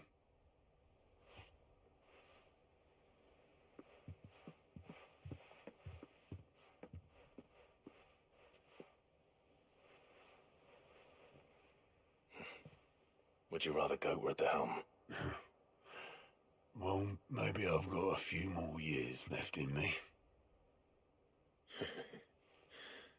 I'm going to hold you to that, Otto. Before you go, Sid would have wanted you to have this. But that's... This'll do me just fine.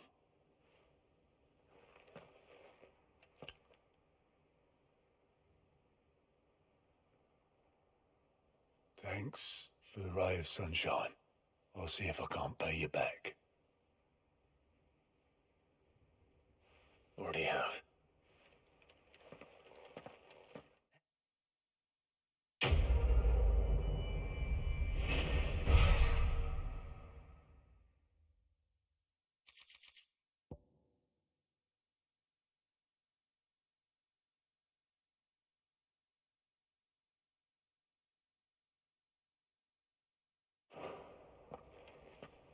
My men and I lost an entire day avoiding a flood that wasn't there before. Ah, I wasn't expecting you back so soon. It's not true.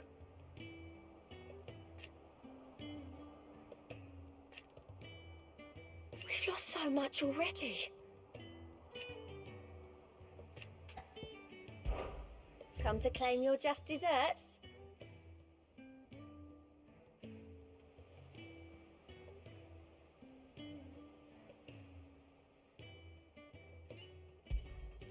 You earned this. Best of luck out there, Sid.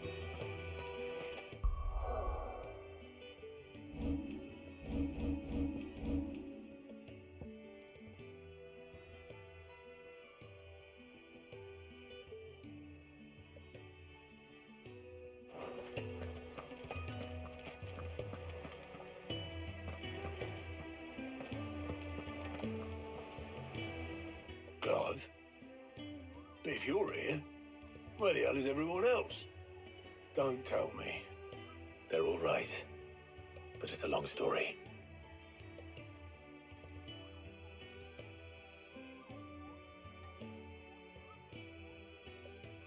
You lot don't do things by halves, do you?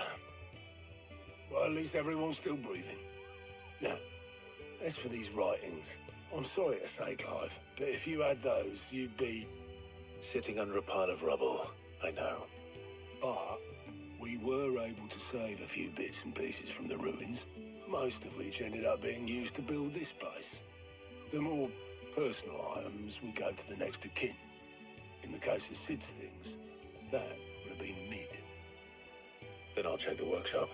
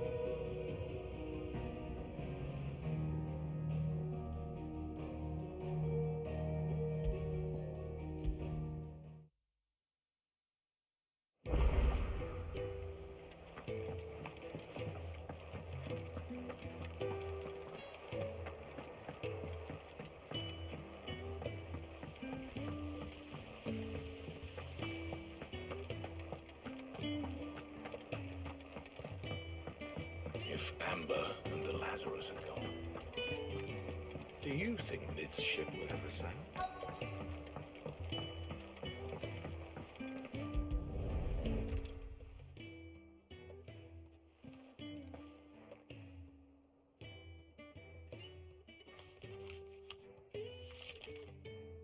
This looks like it's from Sid's old diary. But you'll already have read it. I'd better keep looking.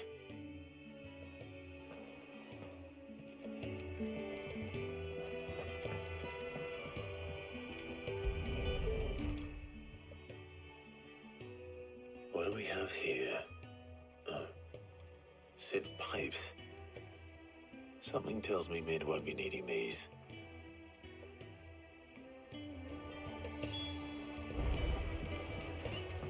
We've had no word from Canva for days. Please tell me Mid is all right.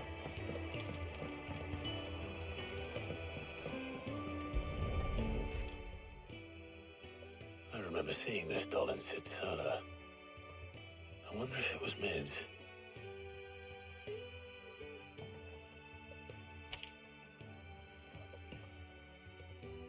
Huh. What's this tucked inside it?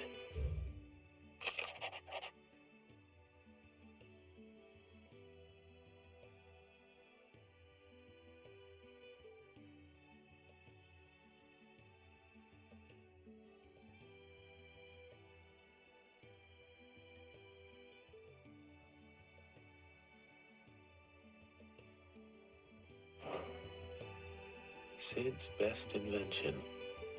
That sounds promising. So Sid hid something in Mid's first opus. But what would that be? Perhaps Otto might know.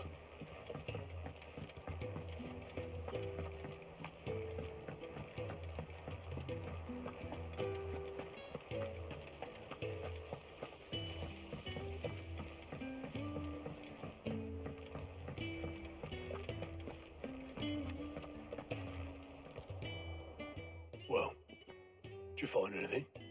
Possibly. You wouldn't happen to know what Mid's first opus was? Opus? That girl's as tone deaf as a banshee. Unless you mean the orchestrion. She couldn't have been more than, what, 11, 12 when she cobbled that thing together? It surprised us all. Not least her dad. You should have seen how proud he was of the little scamp. What's that battered old box have to do with anything? I think Sid may have hidden something inside it. Wouldn't surprise me. Those two and their bloody treasure hunts. Half the things in the hideaway were hidden one time or another.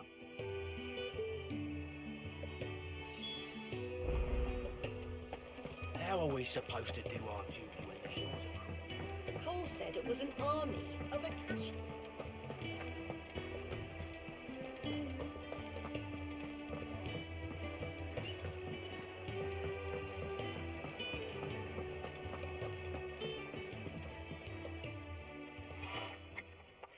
I didn't break it. Well, I didn't break it. What didn't you break? Nothing. We didn't break nothing. We definitely didn't break the orchestrion. What's wrong with it? It's broken. Except when it isn't.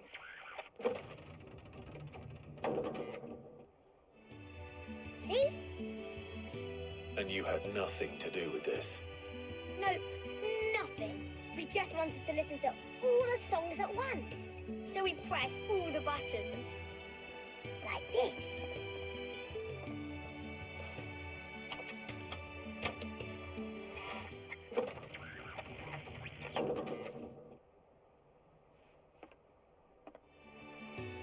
See? All too well. All right, out of the way.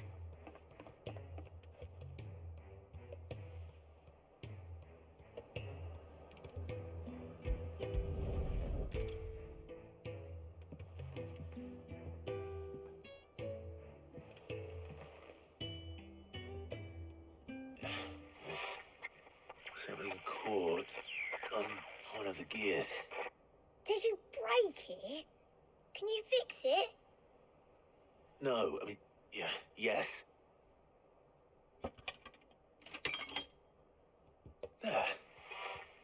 How about now? You fixed it! Sid fixed it! He more than fixed it! Yeah, new music! Huh. Never heard this one before. It started playing when I removed this. Whatever it is.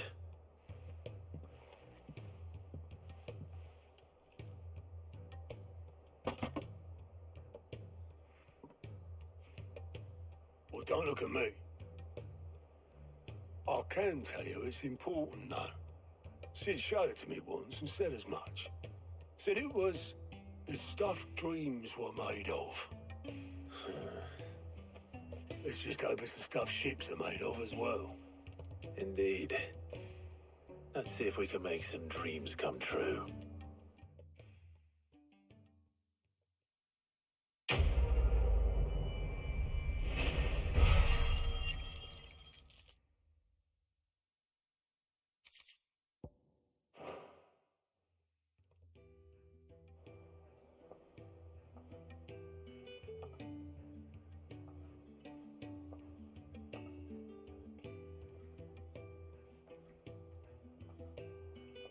Just the two I was looking for. Aye. Who's the patient? Actually, yes. The Crown Prince just left. Dion left? Unless you've another word for stood up and walked off.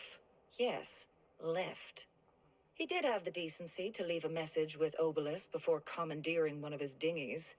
Should we go after him? No. We're not the Prince's keepers.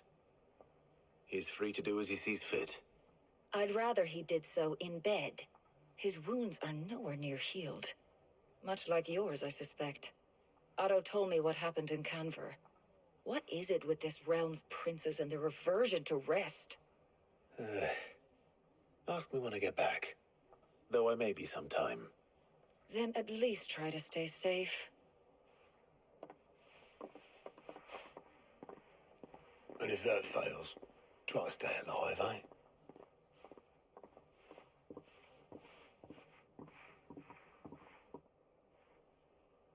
Every moment I waste here, the further the flagship sails. I have to get back.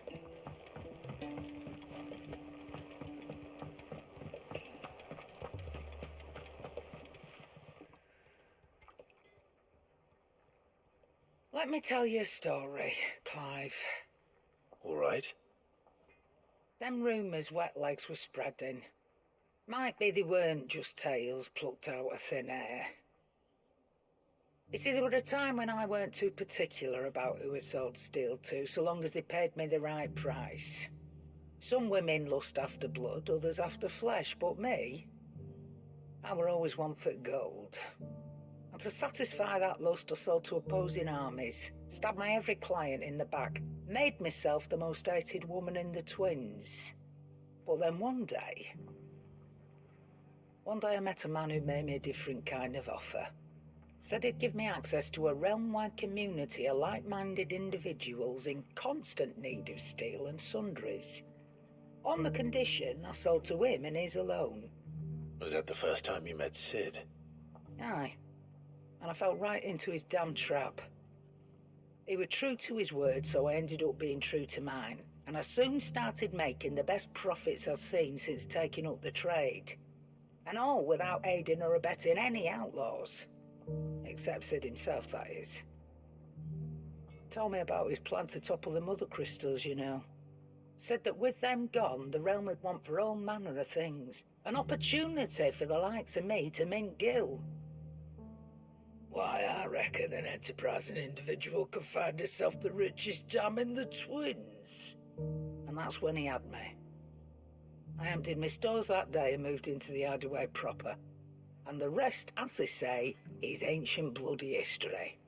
A dozen years on, and I'm still not the richest dam. Not for lack of trying, mind. But I can say that I have never been happier. You've all shown me there are some things more precious than Gil. That there are. So don't you go messing it all up, or you'll have me to answer to.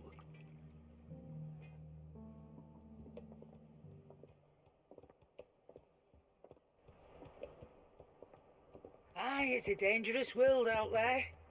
Let's stock up that grey lump.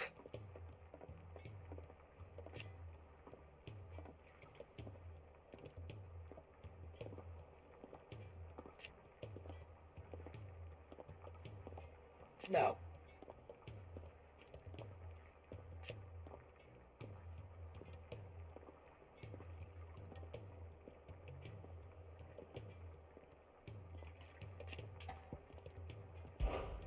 If you're gonna buy some, be quick about it.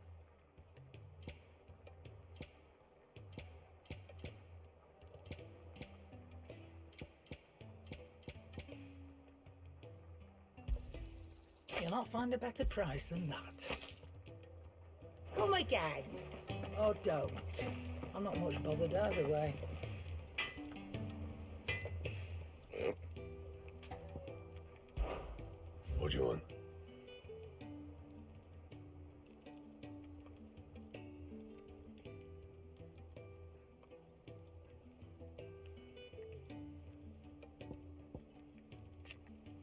Anything else? So what do I owe the honour? Sangforian, do you?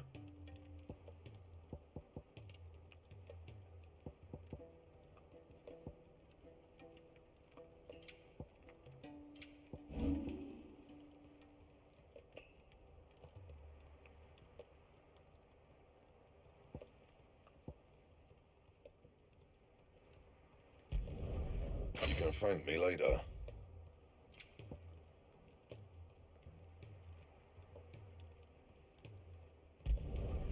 Yeah, that should do you. Not my best work, but it'll do. That it? Fine.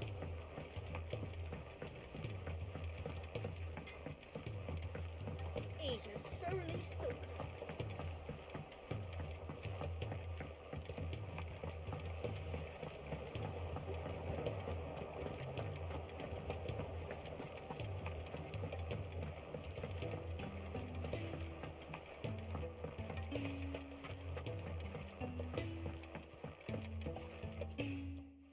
Cid, do you recall the flowers I had you bring back to the yard? Vaguely. Is something wrong? I'm afraid so. I was able to get most of the Morganbeards to take root, but they rarely flower. I fear the soil here does not agree with them. However, I believe I have a solution. I can't wait to hear it. I'm going to marry the Morganbeards with Morbles. I know. But hear me out. Morbles are possessed of a highly choleric temperament. The fire which drives them appears to be maintained by an abundance of nutrient-rich ether drawn from their environs. I believe that by grafting a Morble vine to a Morganbeard, the appendage's wealth of vigor-inducing nutrients might well stimulate the flower to bloom. The endeavor, I assure you, is scientifically sound. I simply need a vine to prove the theory.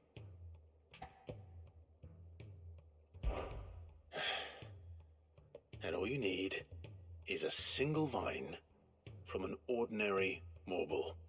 That is correct. A single vine. As for the Morble, I fear ordinary may not suffice. But, as luck would have it, a most extraordinary specimen is rumored to haunt the swamps of Rosaria. Why, a notice concerning this very creature was only recently posted on the hunt board. How timely. Well, I shan't keep you any longer. I know you have much to do, as do I. Now, where did I put my watering can?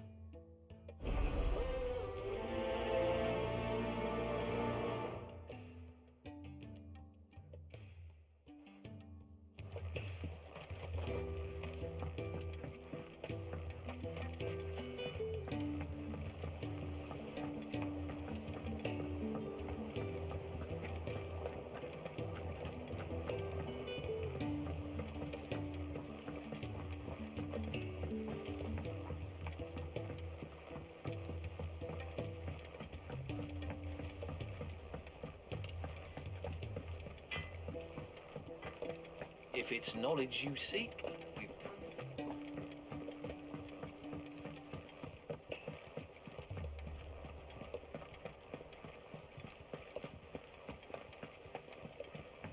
Paul said it was an army of Akashi.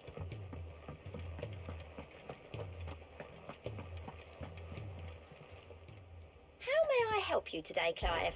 Your benefactors are a generous lot.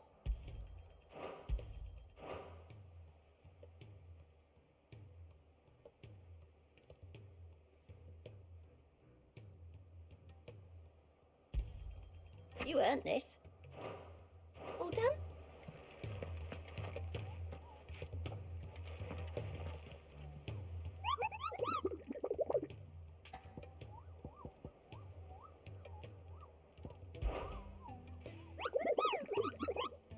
I trust you wrapped up warm.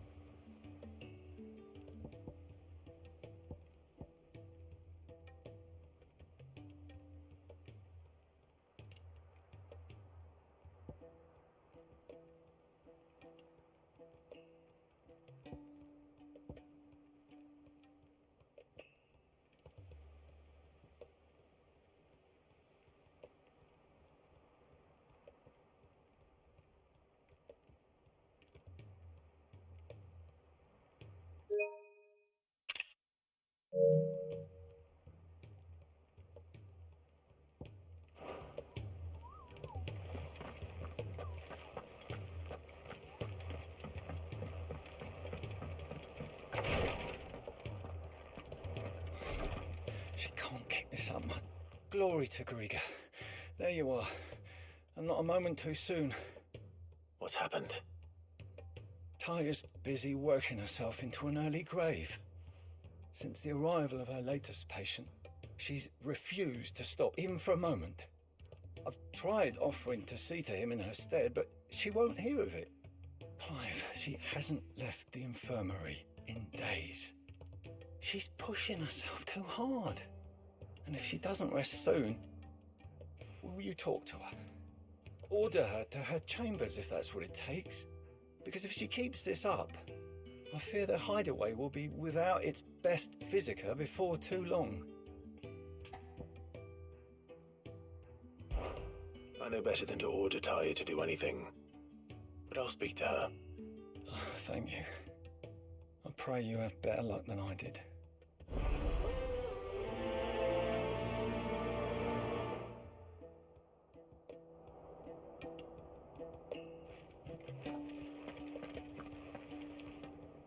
Well, Taya, Rodriguez worried about you. And if what he says is true, then so am I. We all admire your dedication, but you do need to rest. I will, when it's time. Until then, I'm staying put. We owe him that much. Who is he? Someone from my past. Someone who doesn't deserve to die alone. It won't be much longer. The crystal's curse has almost finished its work. If I had the tears, I could ease his passing. But without them, we've nothing that will touch the agony of those last few hours. How would tears help this man?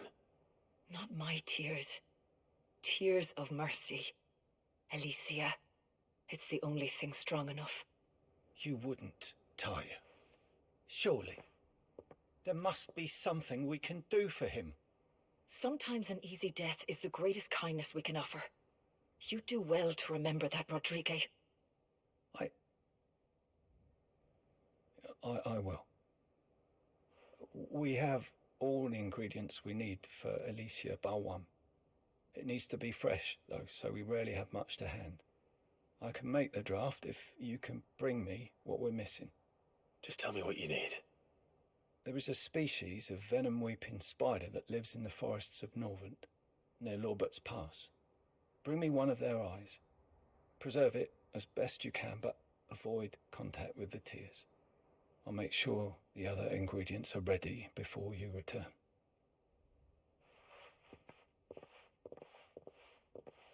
Thank you, Clive. I won't forget this.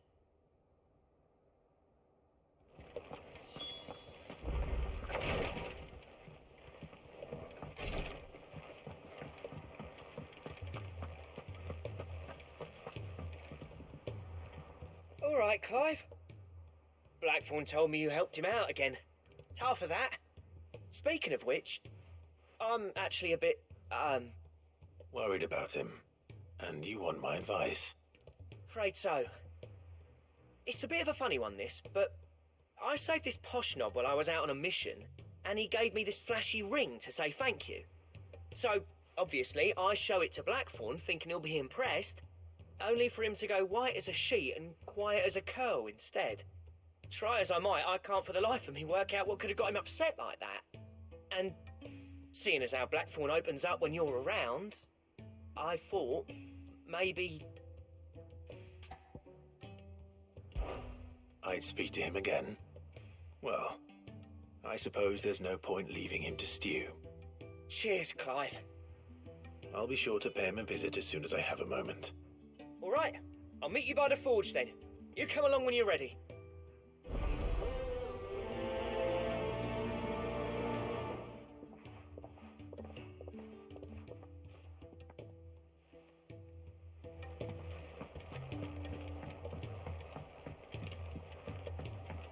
Paul said it was an army of Akashi.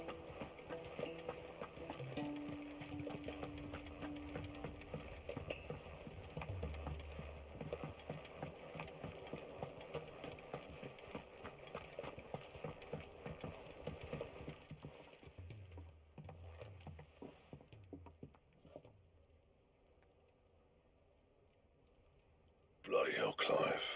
Not this again.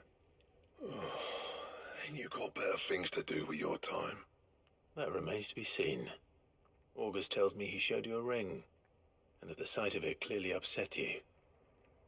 Would you mind telling us why? Come on, mate.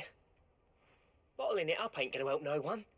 If it weren't the ring, and it was something I said, then I'm sorry.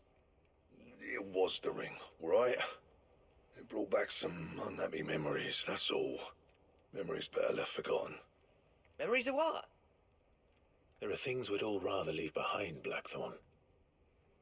But sometimes it helps to talk about them. And sometimes it doesn't. Is that so hard to understand? Don't be like that. Fine. If it'll get you off my back. That ring you flashed was the work of Zoltan. We apprenticed together back in the day. You've never mentioned him before. Why would I?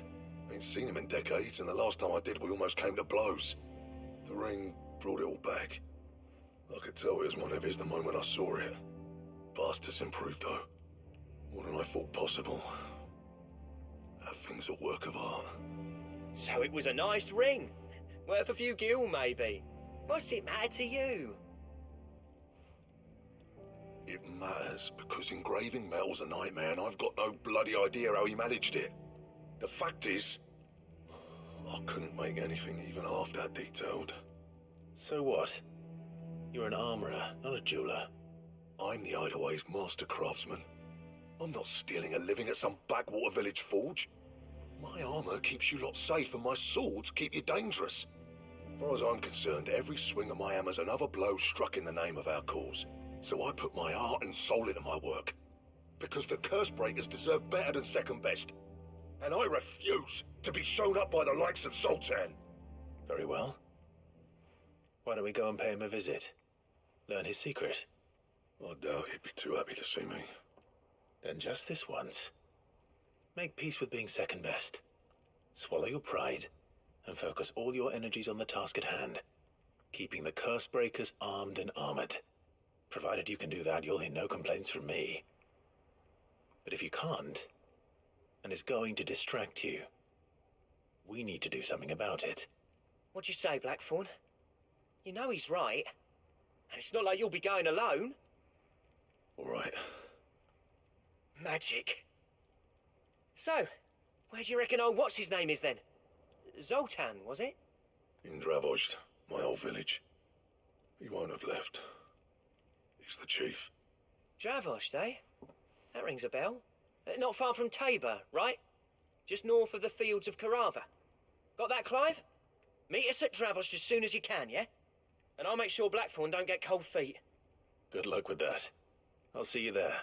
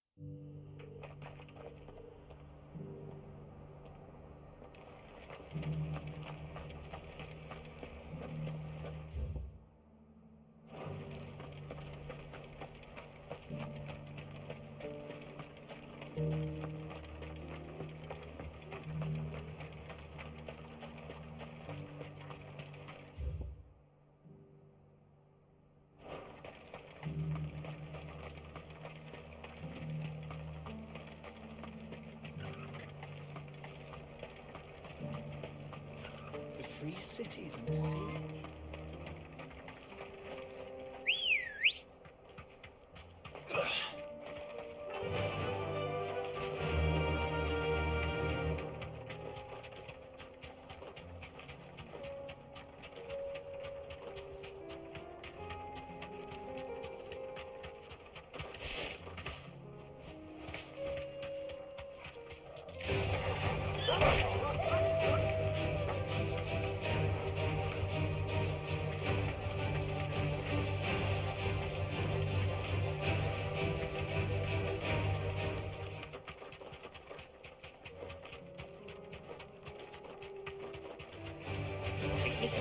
Straight home now.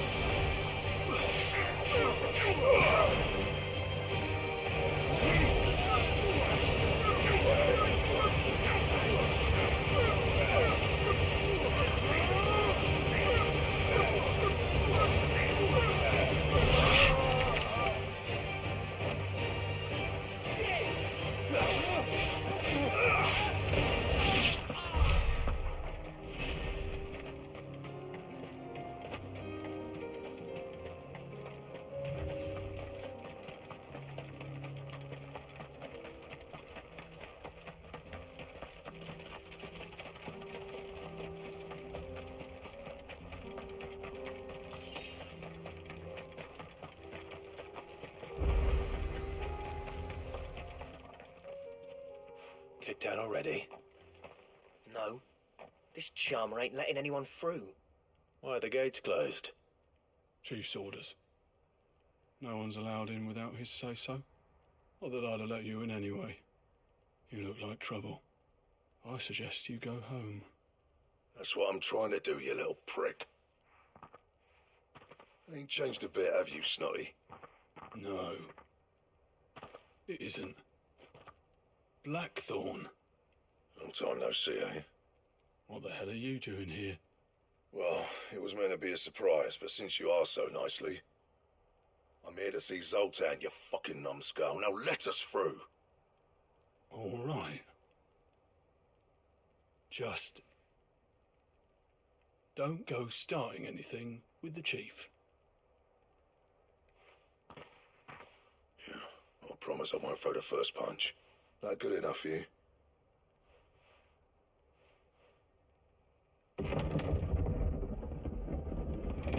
Go on then. Much obliged.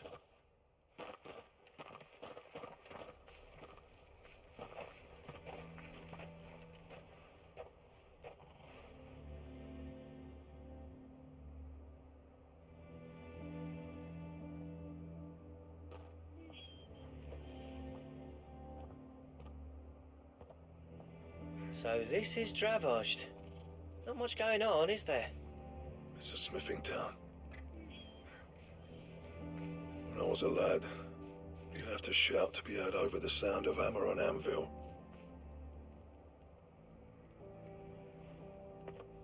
Clive, you're good with people. You speak to Zoltan. Hey, you ain't backing out now, are you? There's a river of bad blood between me and the chief. But if someone can build me a bridge, then I'll cross it. All right. I'll see what I can do. I appreciate it. It'll be near the forge on the hill. It was our master's. He'd have inherited it when I left. The forge on the hill? Good luck. You'll be needing it.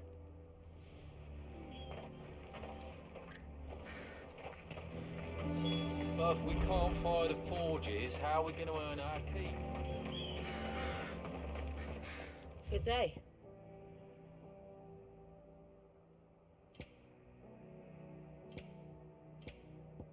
May we meet again.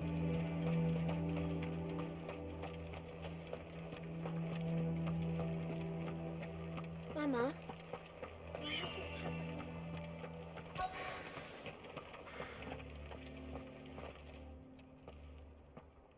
Hotter! Hotter, damn it! Those miserable flames wouldn't melt butter, let alone iron. Pardon the intrusion. I'm looking for the chief. That'd be me. It's a pleasure to meet you. I'll bet it is. Keep the gates closed, I tell him. Well done, Snotty. You're not welcome here. Get out. Before things turn nasty. Blackthorn's here. What did you say? He's traveled a long way to see you. Yes, has he? He's waiting. Down by the gates. Then I suggest you take him with you when you leave. Didn't you apprentice together? So what if we did? Fuck! We're getting nowhere! These bearers' flames are next to bloody useless! We're never going to be able to fire up the forges unless we can find some new crystals. I'm a busy man, as you can see, so do me a favor and piss off. Oh, and if you're struggling to find your way out, ask Blackthorn. That prick knows exactly where the exit is. He's not wanted here, and neither are you. All right. I'm going.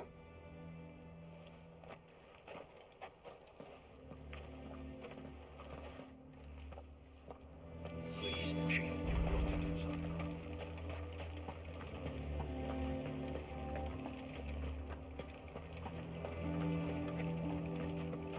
But if we can't fire the forges, how are we going to earn our keep? Shut your... Let me guess. Zoltan told you to piss off. As a personal favor to him, yes.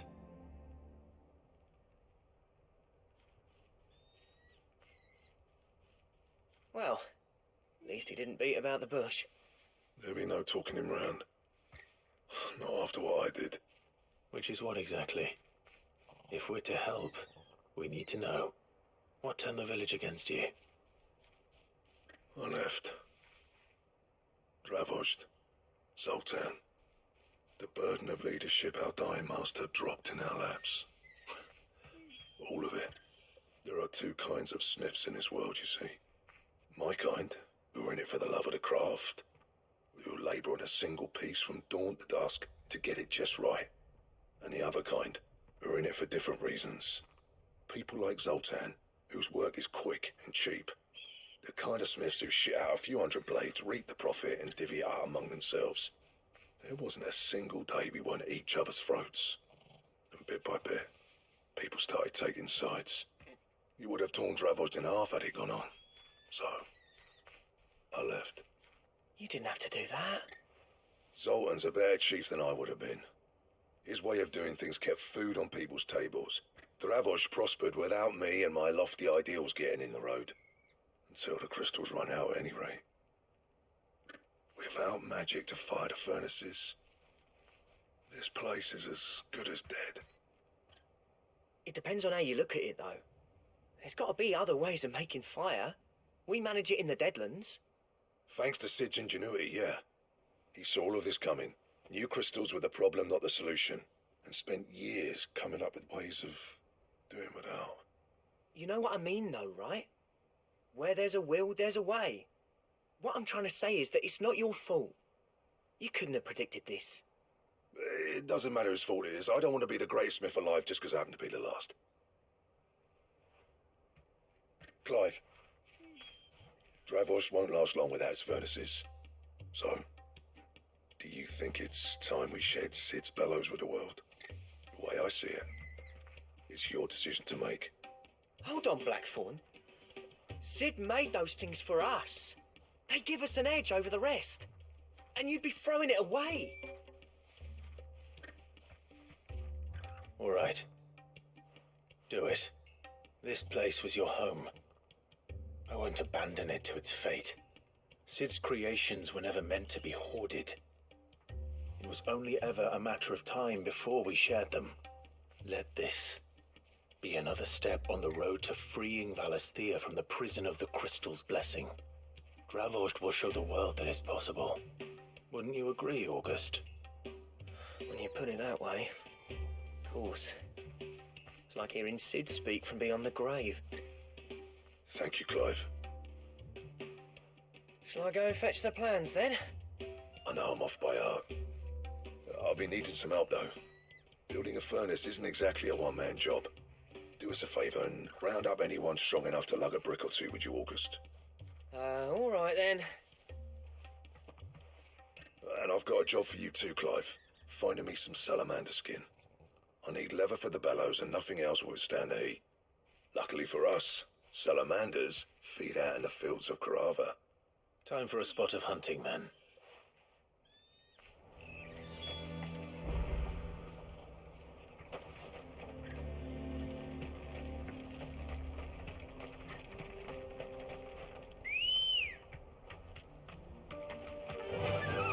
Run like the wind.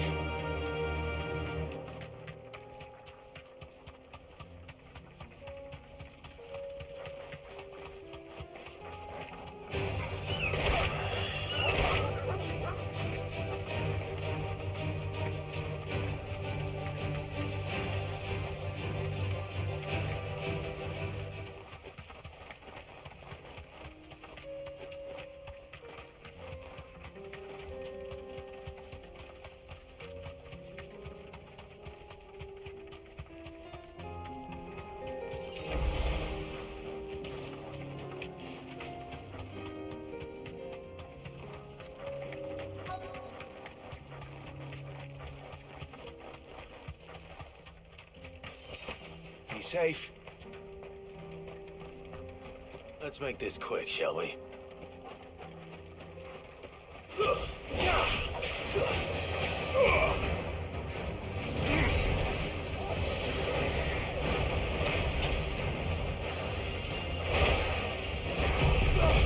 Get him.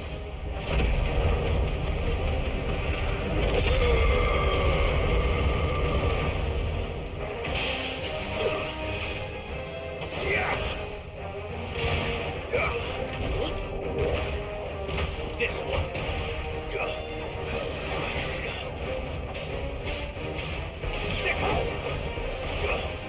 Slow.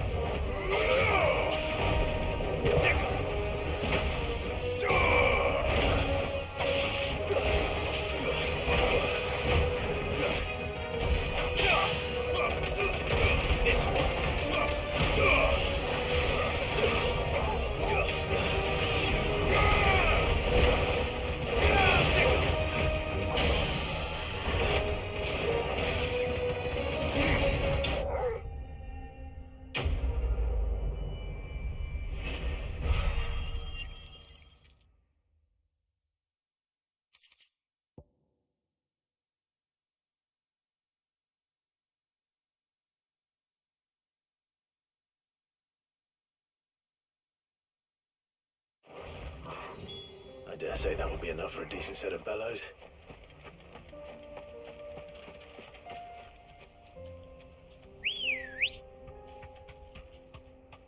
Come on.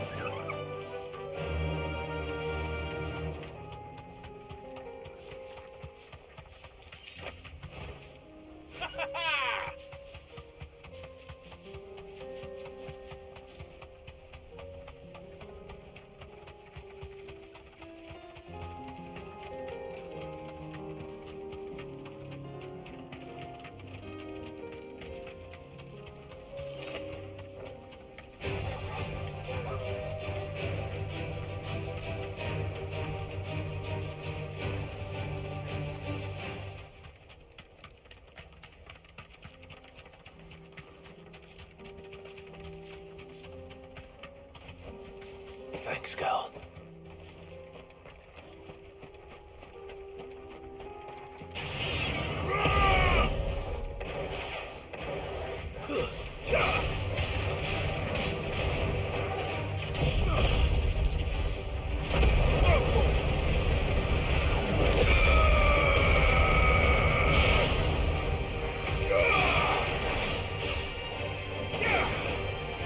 Over here!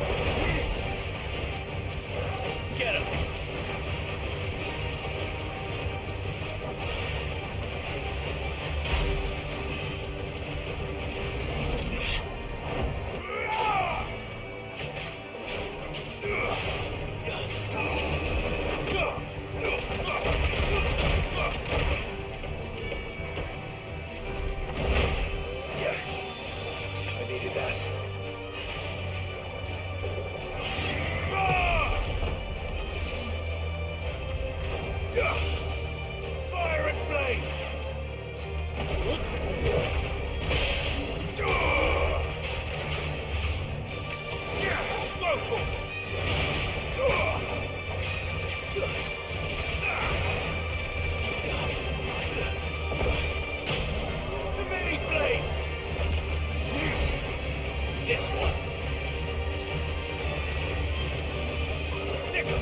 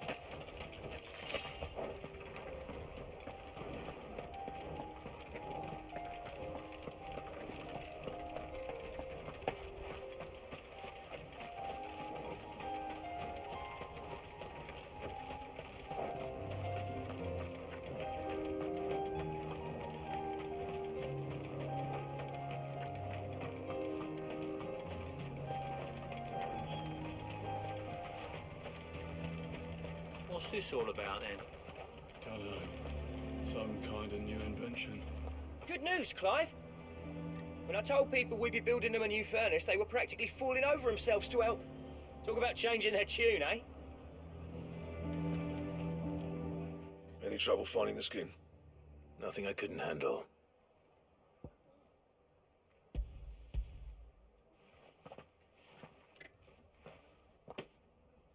There should be plenty. Right then, time to put these louds to work. If everyone pulls their weight, we'll be finished in no time.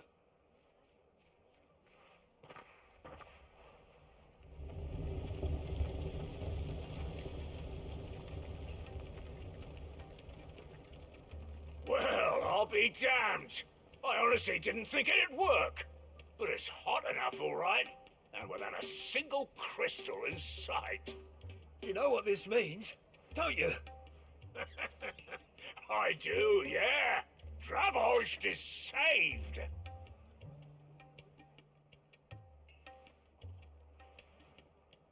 Sorry about earlier.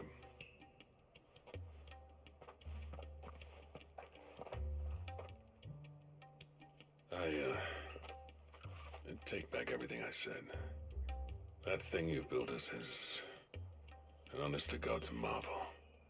You've saved our village. It's Blackthorn you should be thanking. He oversaw the construction. Give this to him, would you?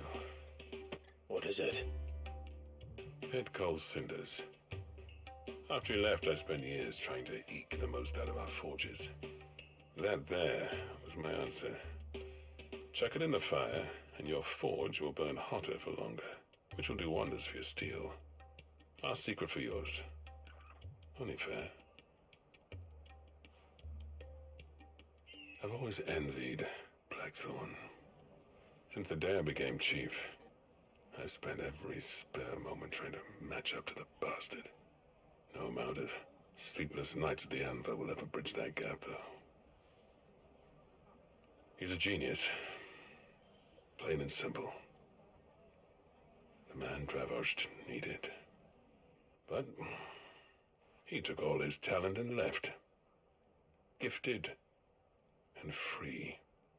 Is it any wonder I hate his guts? The cinders would mean more coming from you.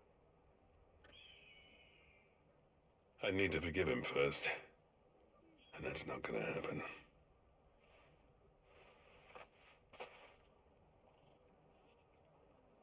Well, you know what they say.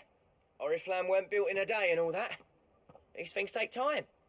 especially when they involve two geezers who hold grudges tighter than their hammers. But what matters is, Blackthorn's got that twinkle back in his eye, and I'd call that a job well done. So would I. I reckon he's going to be at it a while yet, though, so why don't you head off without us?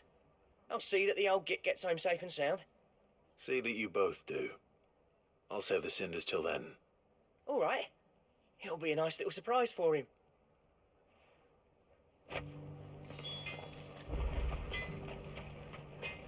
Yeah, that's not Blackthorn, is it?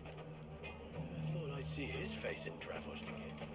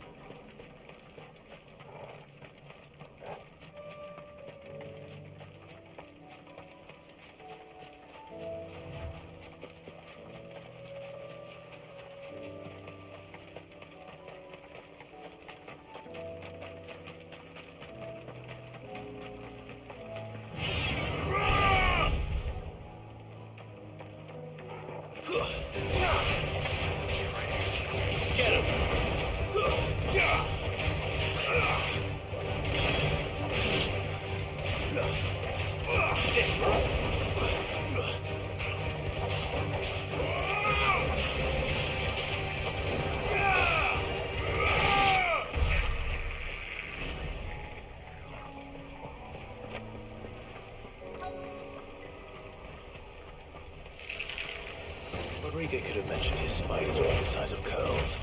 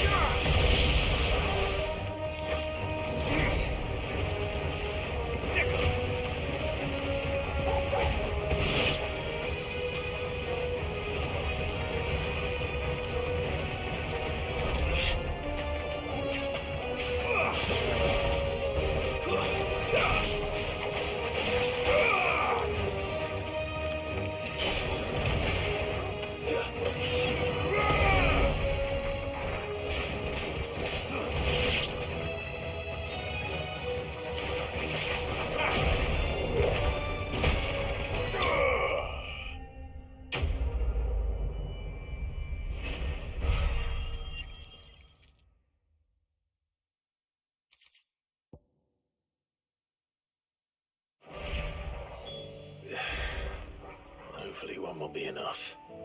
Rodrigo will have prepared the other ingredients by now.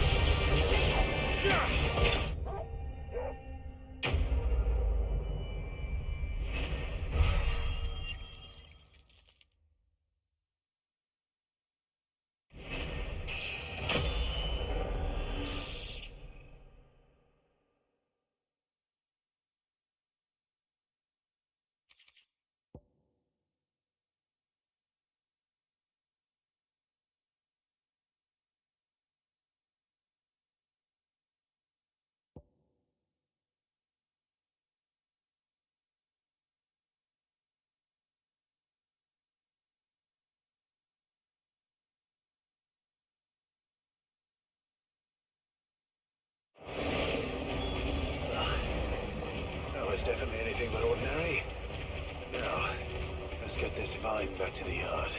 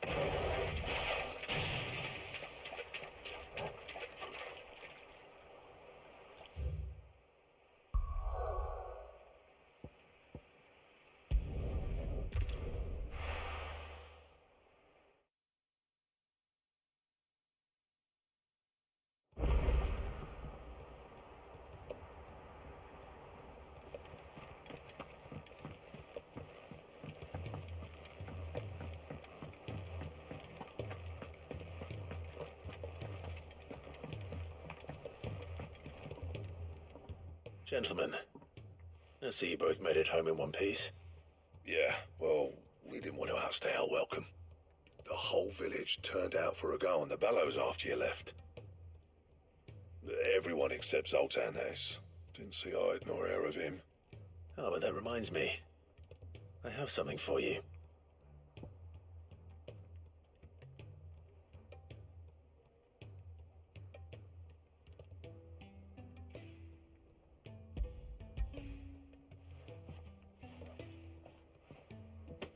Pit-Cold Cinder?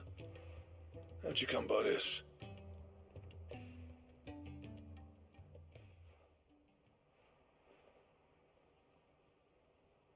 And you're sure he wanted me to have it? I'm sure. He didn't say so, but I think he wants to forgive you. Huh. Imagine that. Yeah. You know I could never leave this place, don't you? Every time you put on mail, you and the Curse Breakers are trusting me with your lives. There's no greater honor for a smith than that. I'm not about to go crawling back to Zoltan for forgiveness, but I will make good use of his cinder. And if that helps save even a single life, then he'll have my gratitude. What was it you said he called me? Huh? A genius? And he spent sleepless night trying to copy me, did he? Sounds like I better get to work. I've got a reputation to uphold. It's good to see you back on form, Blackthorn. I don't know how you pair put up with me sometimes, but I'm grateful all the same. Now, where was I? Oh yeah, about to put Zoltan back in his place.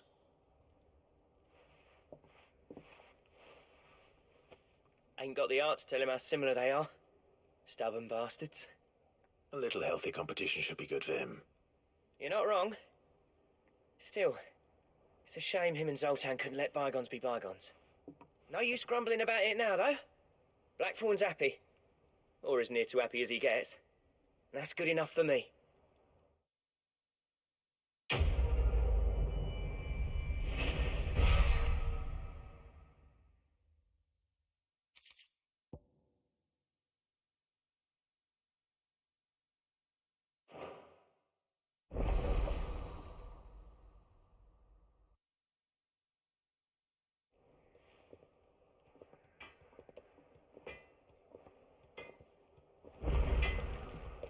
Trouble with your gear, or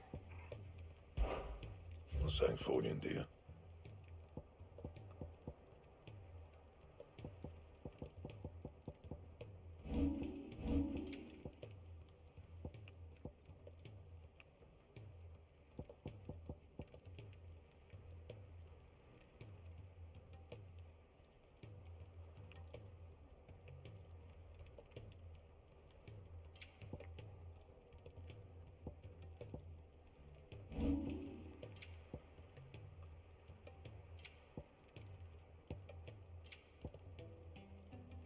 That it? Fine. He's a surly soaker.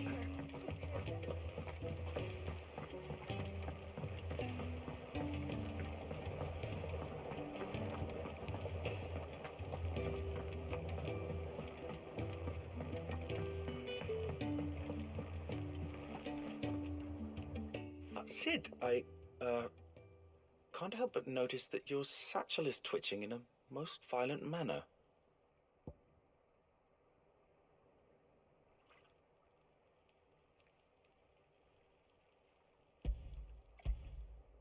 Here. It's your problem now. What an amazing specimen. The flesh positively throbs with vitality. If I can successfully graft this to the Morganbeards... When I successfully graft this to the Morganbeards, I suspect the results will be immediate. I shall begin at once.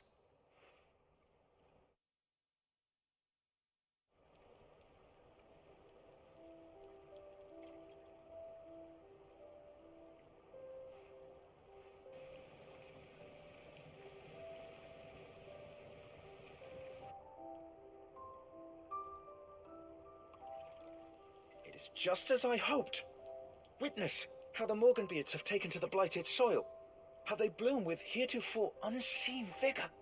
Why, I dare say such a vine graft would yield similar results when applied to other specimens as well. I'm glad I could be of assistance. You've not only helped us, Cid, you've saved us. Do you recall the extract with which I provided you before? I took a moment to distill some more, but this time with the petals from the invigorated Morganbeards. And would you believe? Its potency has nearly doubled. You must accept this phial as thanks for your assistance. The rest, I shall give to Talia.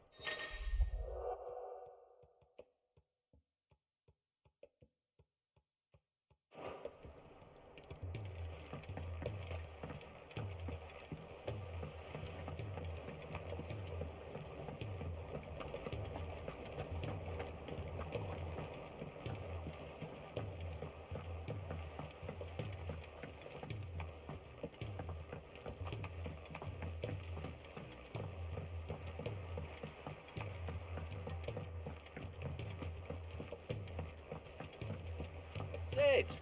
Heard you were in Canva fetching young Ned.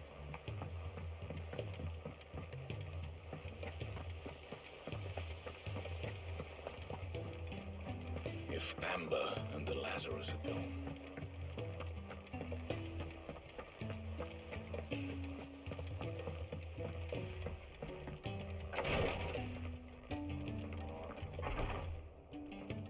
Thank goodness you're back. Talia looks like she's about to collapse. Is this what you needed?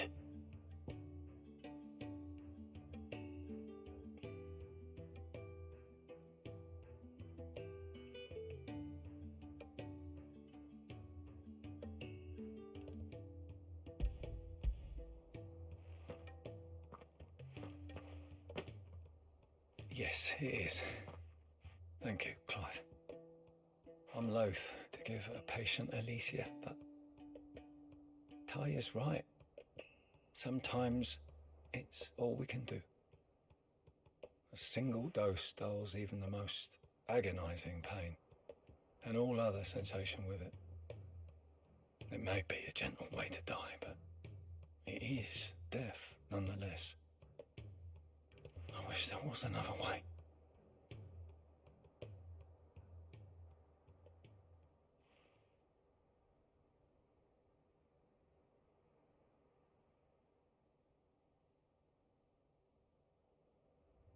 How are you feeling? Light, Medir. Drifting on waves. Good. Just relax. Let the waves carry you to a better place. Thank you, Daya. I'm so proud of you.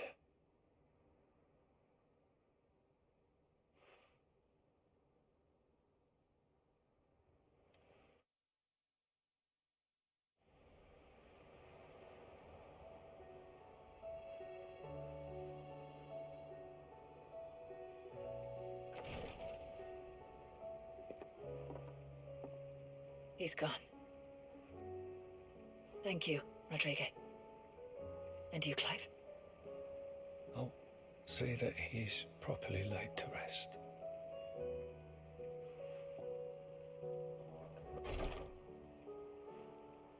The man you helped today was my mentor, back in the Southern Isles, on the front lines of some meaningless war. I was still a child when they shipped me to their triage tents to treat the wounded with my gift. But in such blighted lands, I was next to useless. Until he taught me the true physicker's art, that is. An art we would be lost without. Tears of mercy were his gift to the bearers of the world. A respite from the agony of the curse's end. And a kindness Cid would have approved of.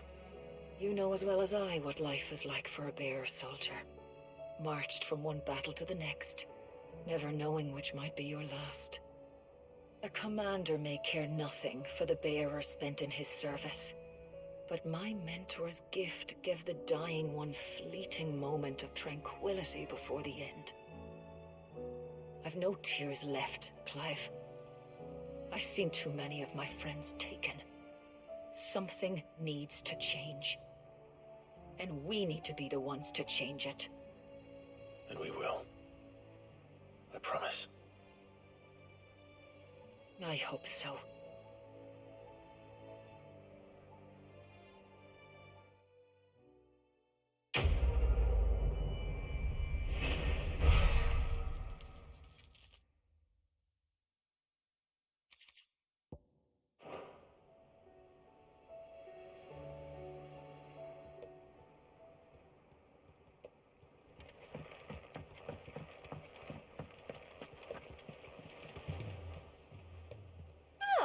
I wasn't expecting you back so soon.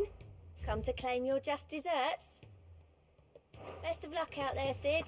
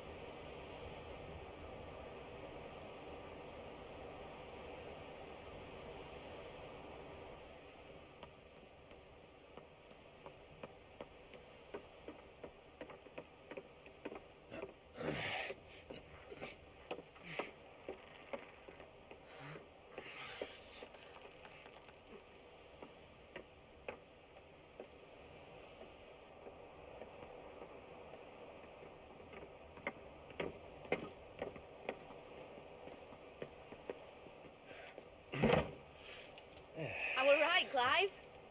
My dad had it all worked out. He'd be proud of you, Mid. His writings may have helped, but this achievement is all yours. Can we catch them? The Aina is one of the largest, fastest vessels ever built. And it won't help she has the wind at her back. Any other ship would be hard pressed to keep pace with her, let alone reel her in. But this isn't any other ship. This is the Enterprise! And the world's never seen anything like my dad's engine.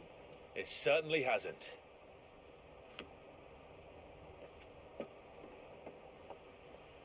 Clive, what do you know of Barnabas Thorne?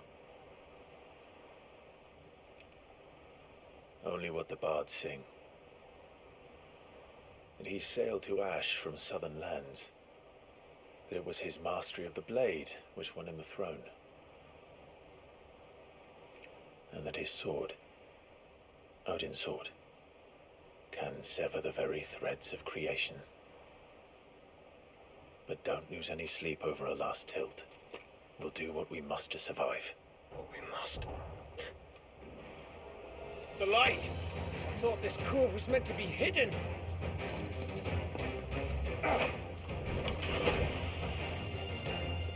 Mid! Company! Eh? We'll hold them off until the ship is ready. But hurry! Bollocks! All hands! Man your stations!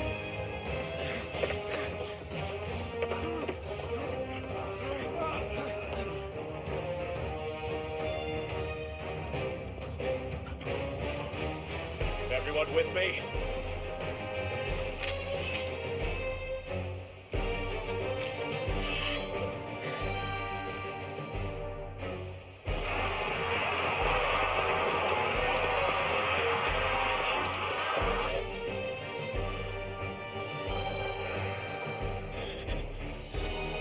Here they come!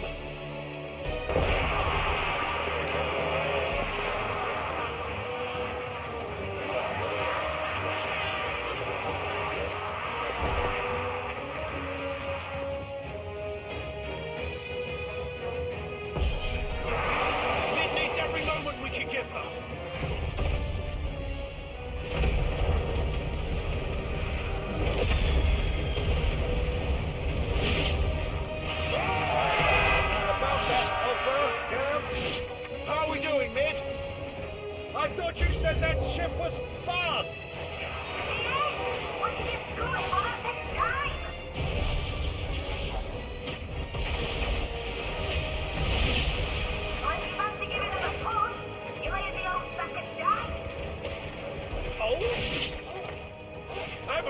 alive in 20 summers. Come on then! Which of you lot fancies meeting Ogre Killer Depths? I thought it was called Heartbreaker. Attack!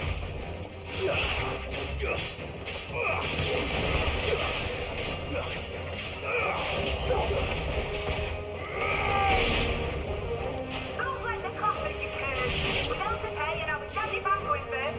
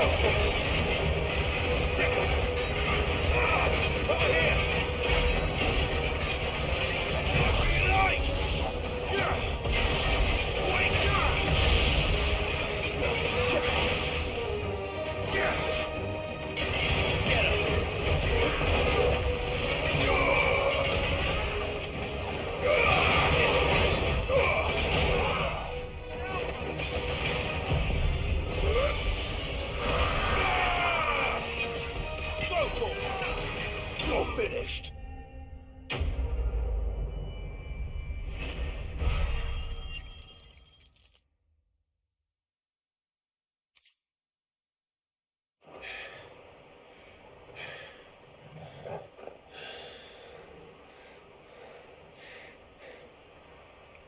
That was easy enough.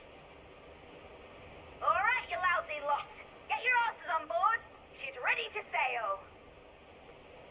You heard the captain.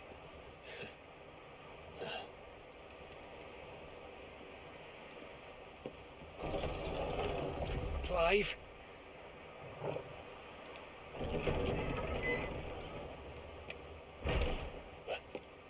But I thought he was...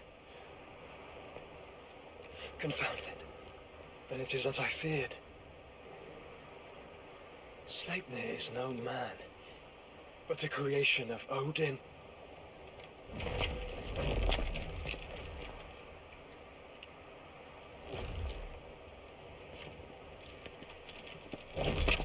Phoenix's fiery fundament. Have you no normal enemies?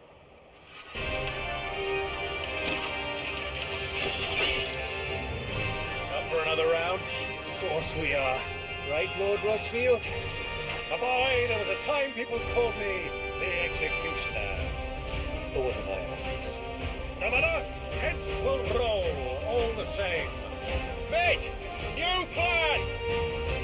You leave, we follow! Follow? Swimming, are you?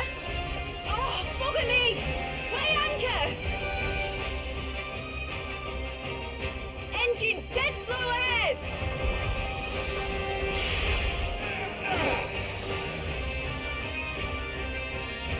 Have care, my friend. Tis not blood that runs through a maiden's veins.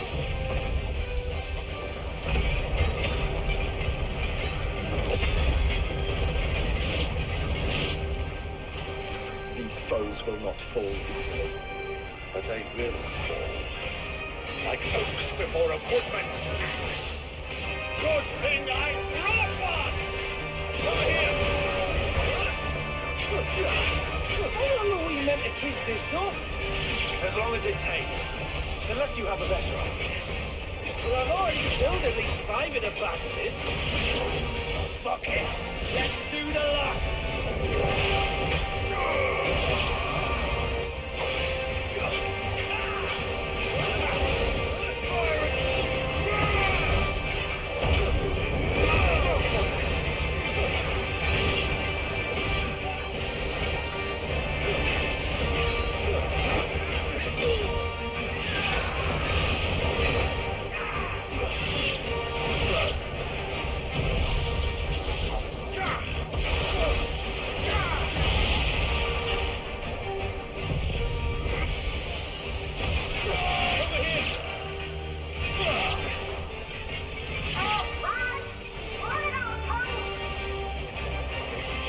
to the ship?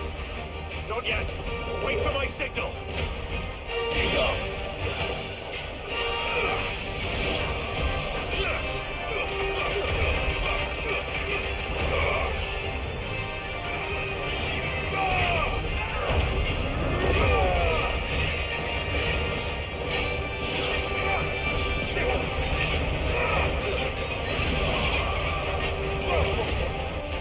In your own time, Clive!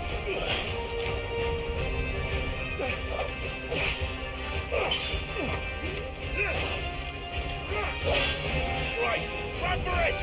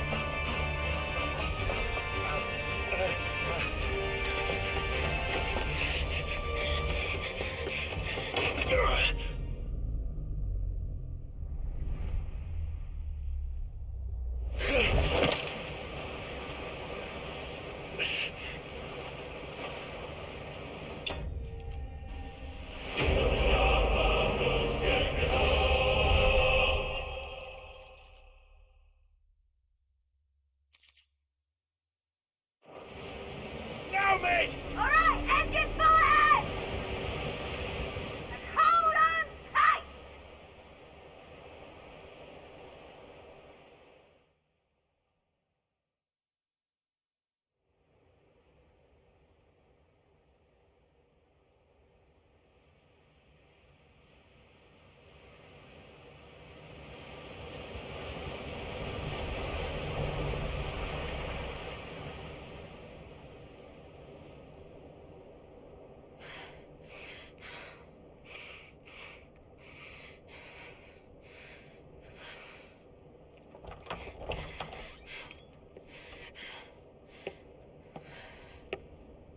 What do you want?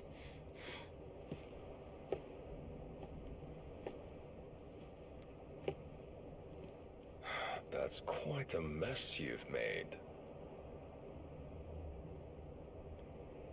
And wholly unnecessary. You are my offering to Mythos. I would not see you damaged.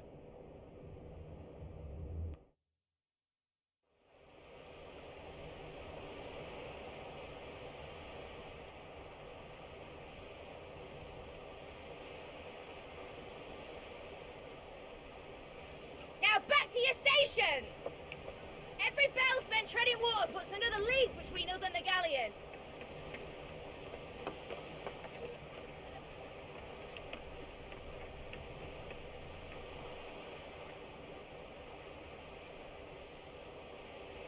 I don't suppose Mid has a spare engine? Since you rose from the grave, my fortunes have plummeted.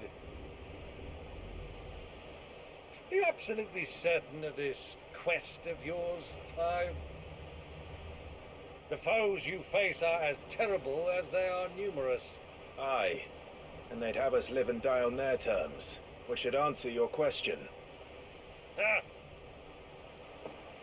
You have that same stubborn look as your father did when he set his mind to something. On the battlefield, I am but a single axe. A deadly one, mind, but a single one nonetheless. Yet what you require is 1,000, and I believe my old friend in Brandalar can provide them.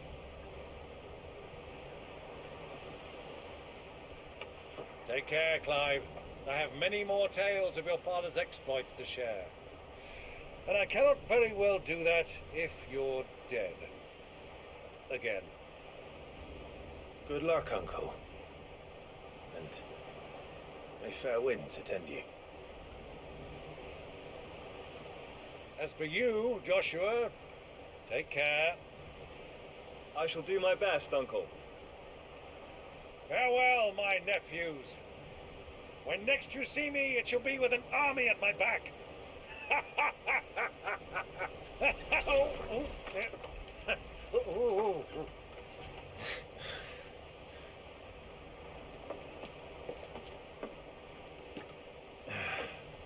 Cheerio!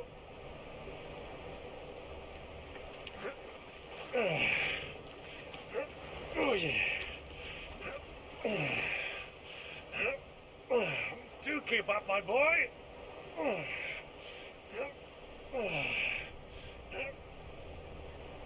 Well, you can't have him showing us up now, can we? We would never hear the end of it.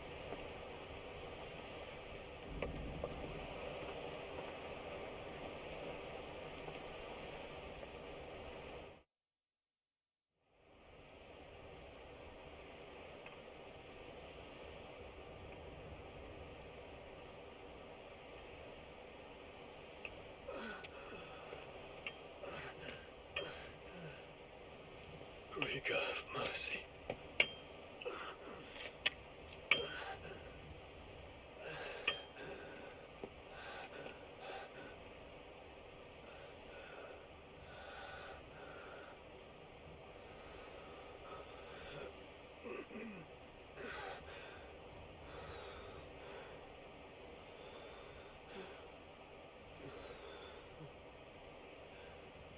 All this.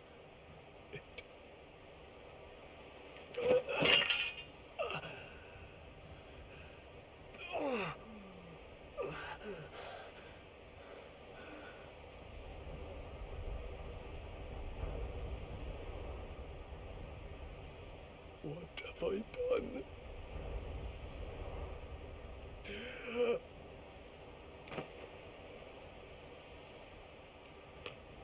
My lord.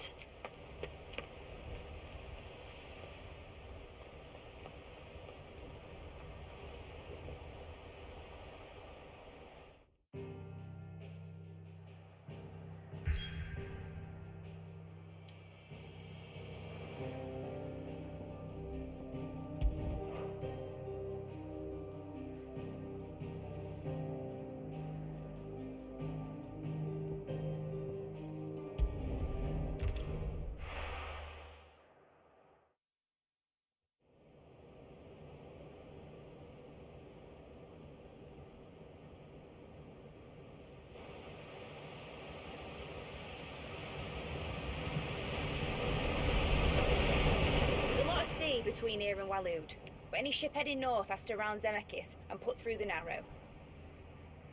Maintain our current bearing north-northeast, and we'll catch the Black Galleon before she vanishes again. What's to prevent her from circling around Ash from the south?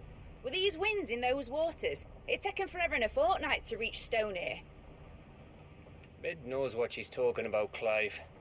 Better than any of us lot, anyway. I say we do as she tells. Sails on the horizon. She's ours.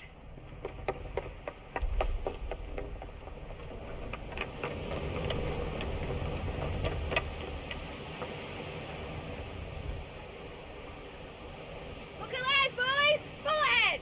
And keep those Verdises fed! Aye, aye! Do you feel that, Jill? All hands! Battle stations!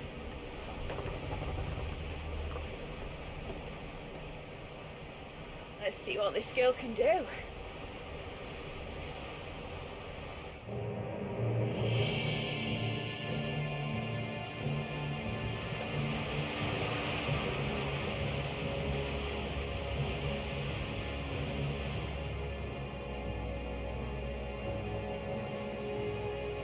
Where one leads, so does the other follow. The bond of consciousness which joins them, condemning both to the same fate.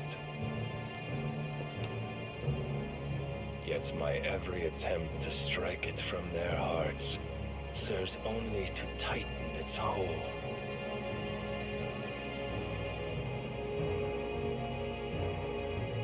Fascinating.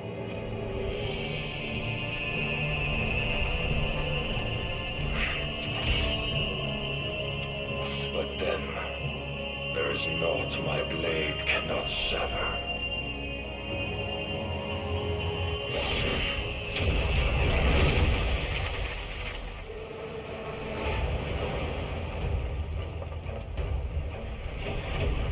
Free goes gas!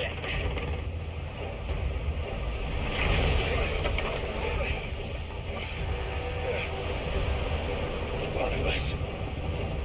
Hard Heads down, you brutes! And brace for impact!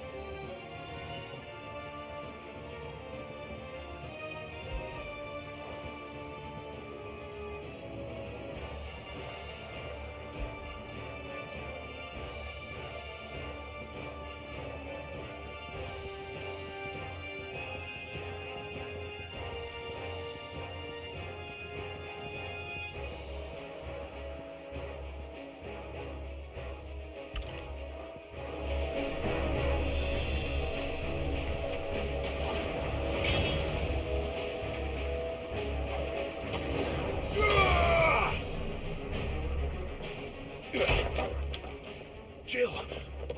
You came. Get back!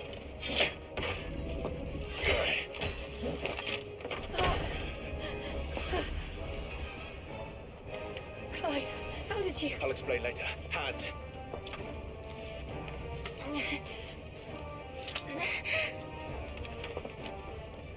Can you walk? Out of here I can.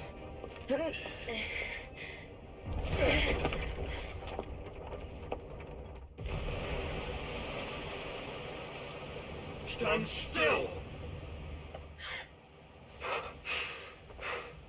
Phoenix, are you not the dominant of fire? I see naught before me but a guttering flame.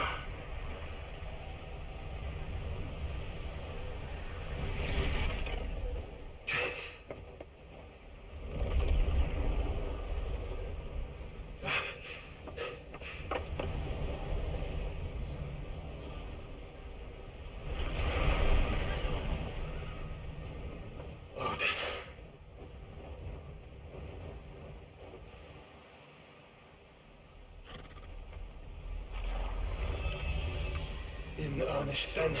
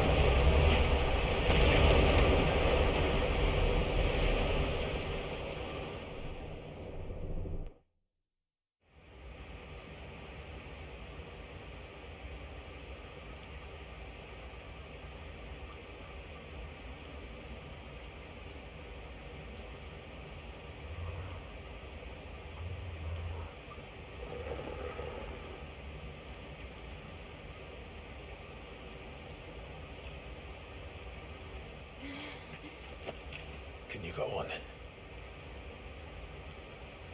I think so.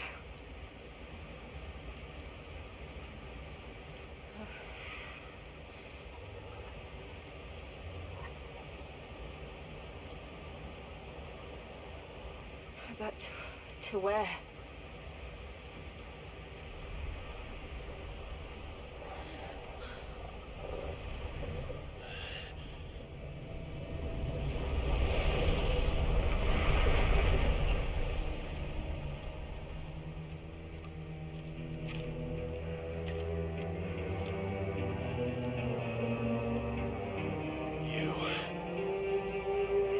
What did you do to Joshua? The Phoenix? Oh, I expect he will survive. This consciousness in which you coil your feeble souls is grown thick with desperation. And thus has my master turned to my blade.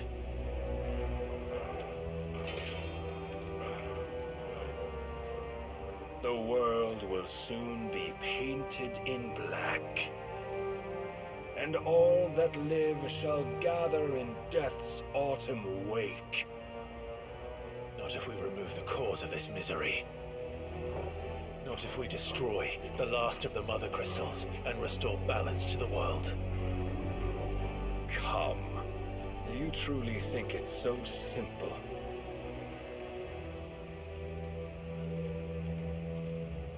The Blight is inevitable. Not even the Almighty might stop its endless march. Your efforts will avail us naught. Naught, that is, but suffering. must embrace the truth, Mythos. Accept your place with the Lord. Keep it. As long as there's a chance, there's a choice. Ever led astray by your blind resolve.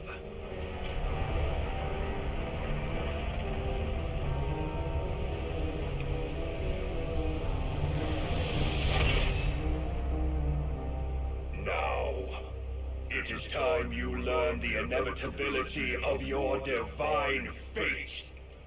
However much it may hurt.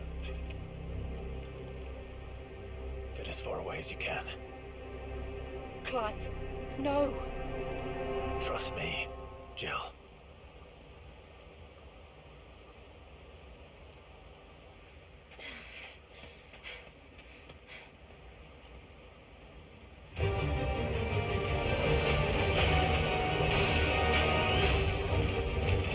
We don't have to do this. Oh, but we do. If only to remind you of your duty.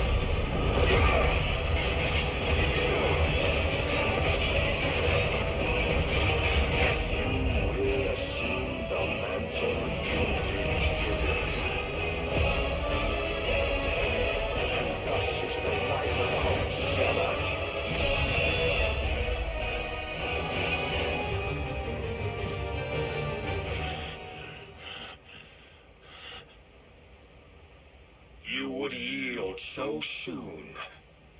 Never. Clive!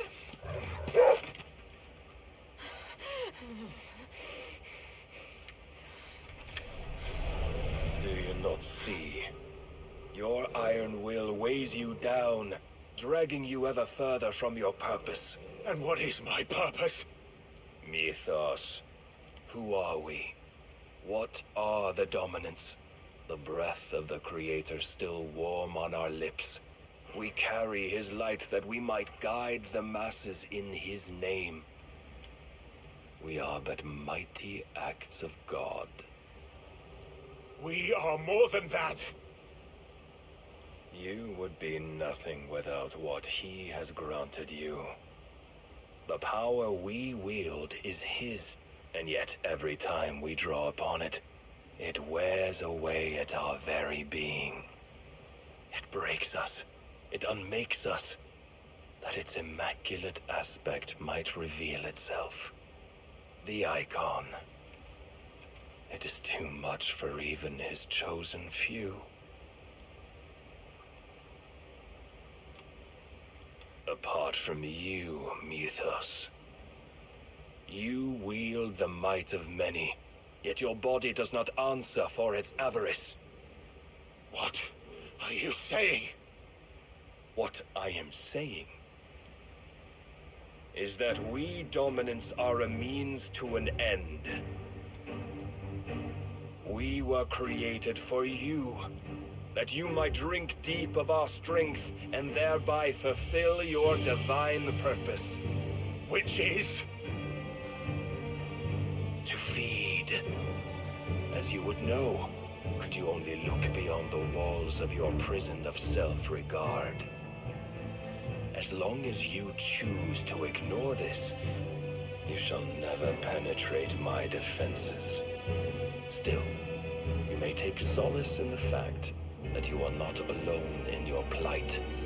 The chains of volition shackle all of mankind, but there is yet cause to rejoice. For the Lord, in his mercy, has taken pity on his flawed creations, and shall see them restored to their proper forms. And what exactly would that be? Why, loyal servants to God. No. Manners, Lord Rossfield? They are men, like you and me. Albeit ones unburdened by the wills that drive our kind to madness. They are pure. They are divine. You mean to turn everyone Akashic? Not turn, Mythos. Turn back. For too long has mankind been led astray by their clamorous wills. It is time they return to a world of quiet equality, where they might once more know salvation. Salvation! And abandon everything we hold dear! We don't need your salvation. We'll save ourselves, and we'll do it on our own terms. Not yours, and not your gods. With every defiant expression of your will, the tighter the chains of consciousness become. But perhaps that fact may be put to use.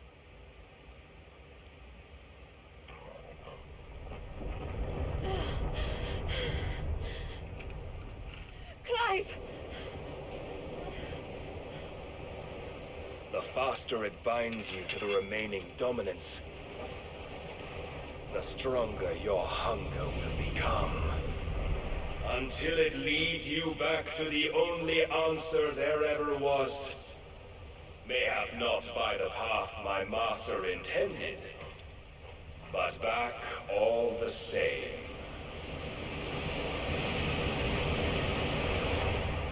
Ash is not far. I could freeze a path. You're in no fit state. Probably not, but I can try.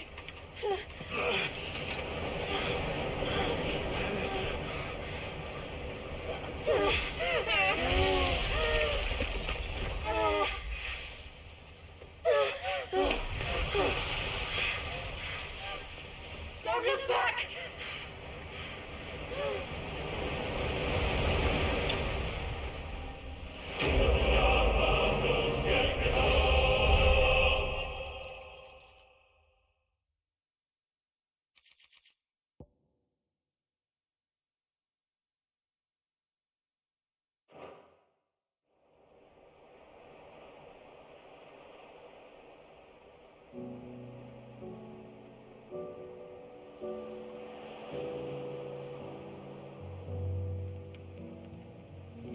I hope the others are safe. Enterprise was clear of the gap when we fell. They made it, Jill. And they will have seen the ice where it led. We need only wait till dawn.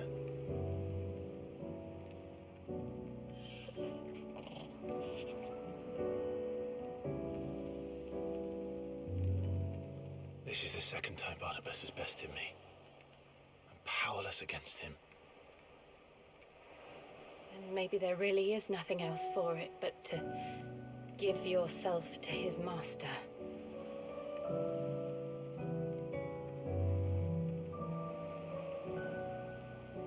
Only you won't do that. The Clive I know would never do that. So you believe?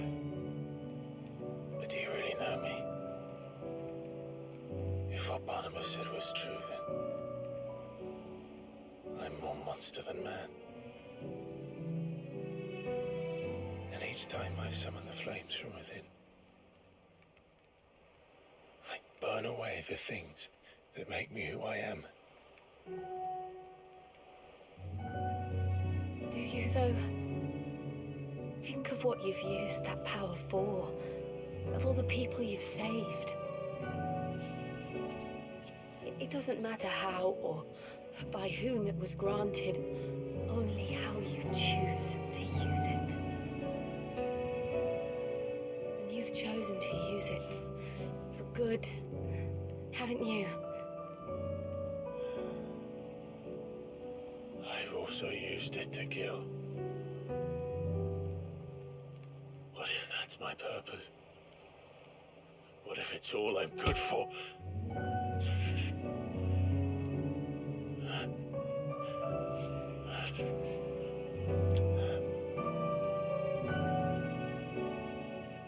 You're still that same boy I grew up with.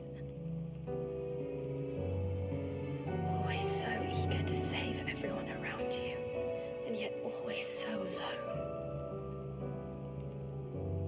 Because you failed to realize the one thing that needed saving most of all. You, Clive. You. You never once took the time to save yourself.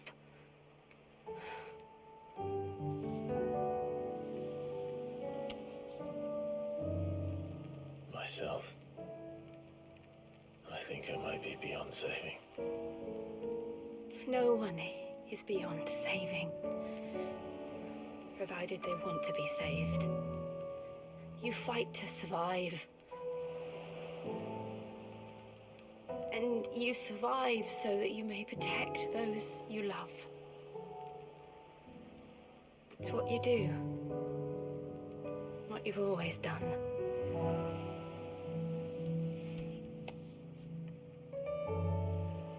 And I know you're not about to change. So I'm going to help you. To give you what you need to protect us all.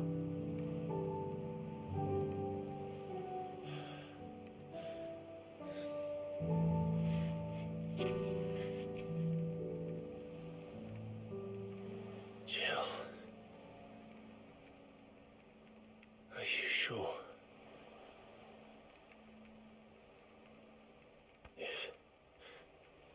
If this is what you want, then...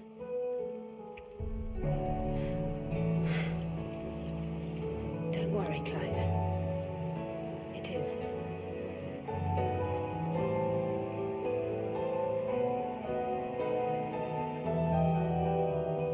This burden, I'll give you the strength to bear it alone. But I'm not alone. These burdens I carry, my sins, my pain, my sorrow, I see now that they are all a part of me.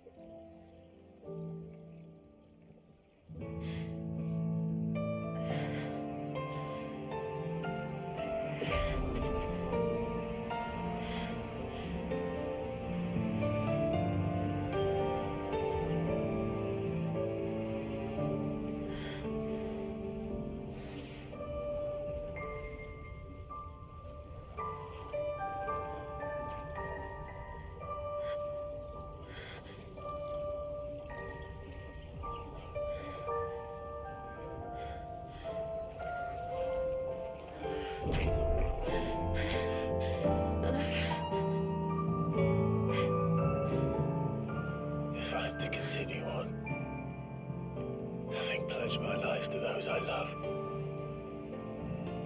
And I will gladly bear your burdens too, until my last breath. Clive.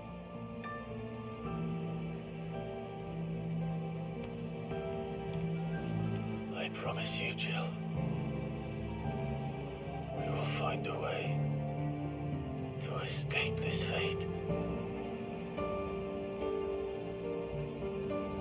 Find a way to save each other.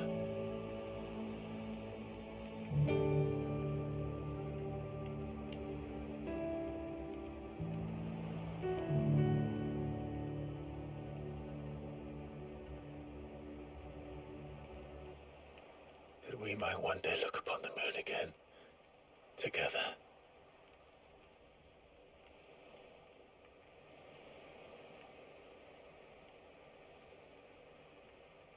And I promise you, Clive,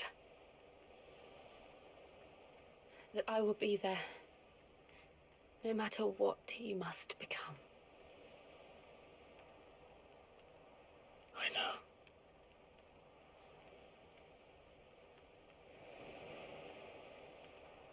I never thought a smile could bring me so much joy.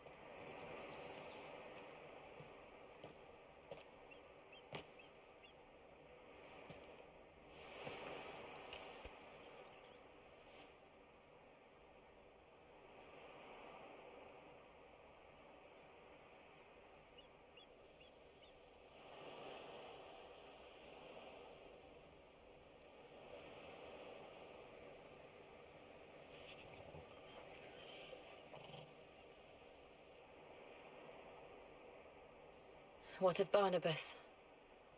Do we pursue him? No. Our paths will cross again soon enough, whether we like it or not. Besides, there is something we must do first.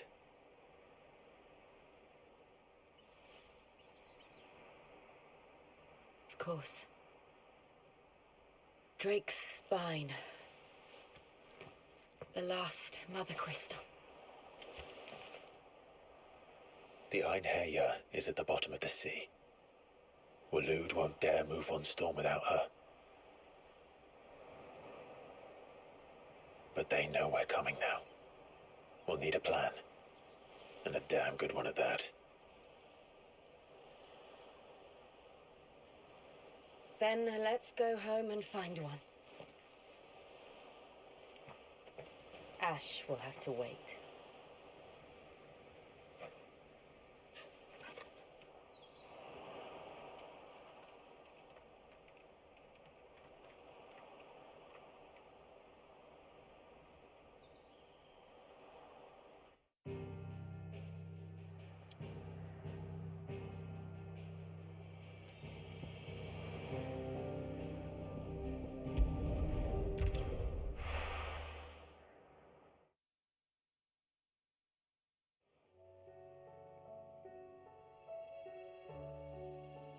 Mid says Odin split the sea in two.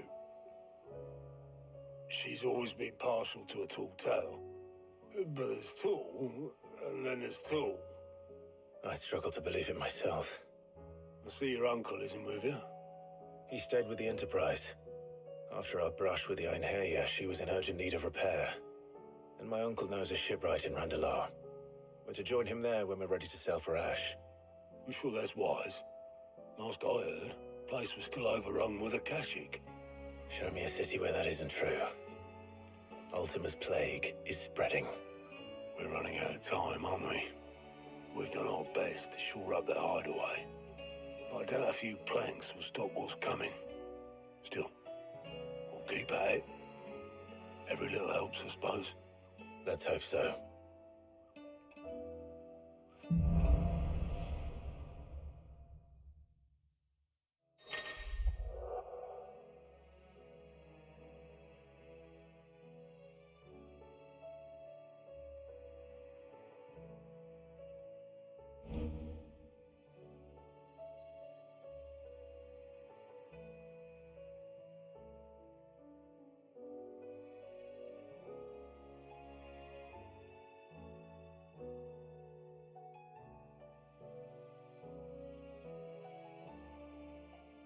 I should visit Joshua, assuming Talia will allow it.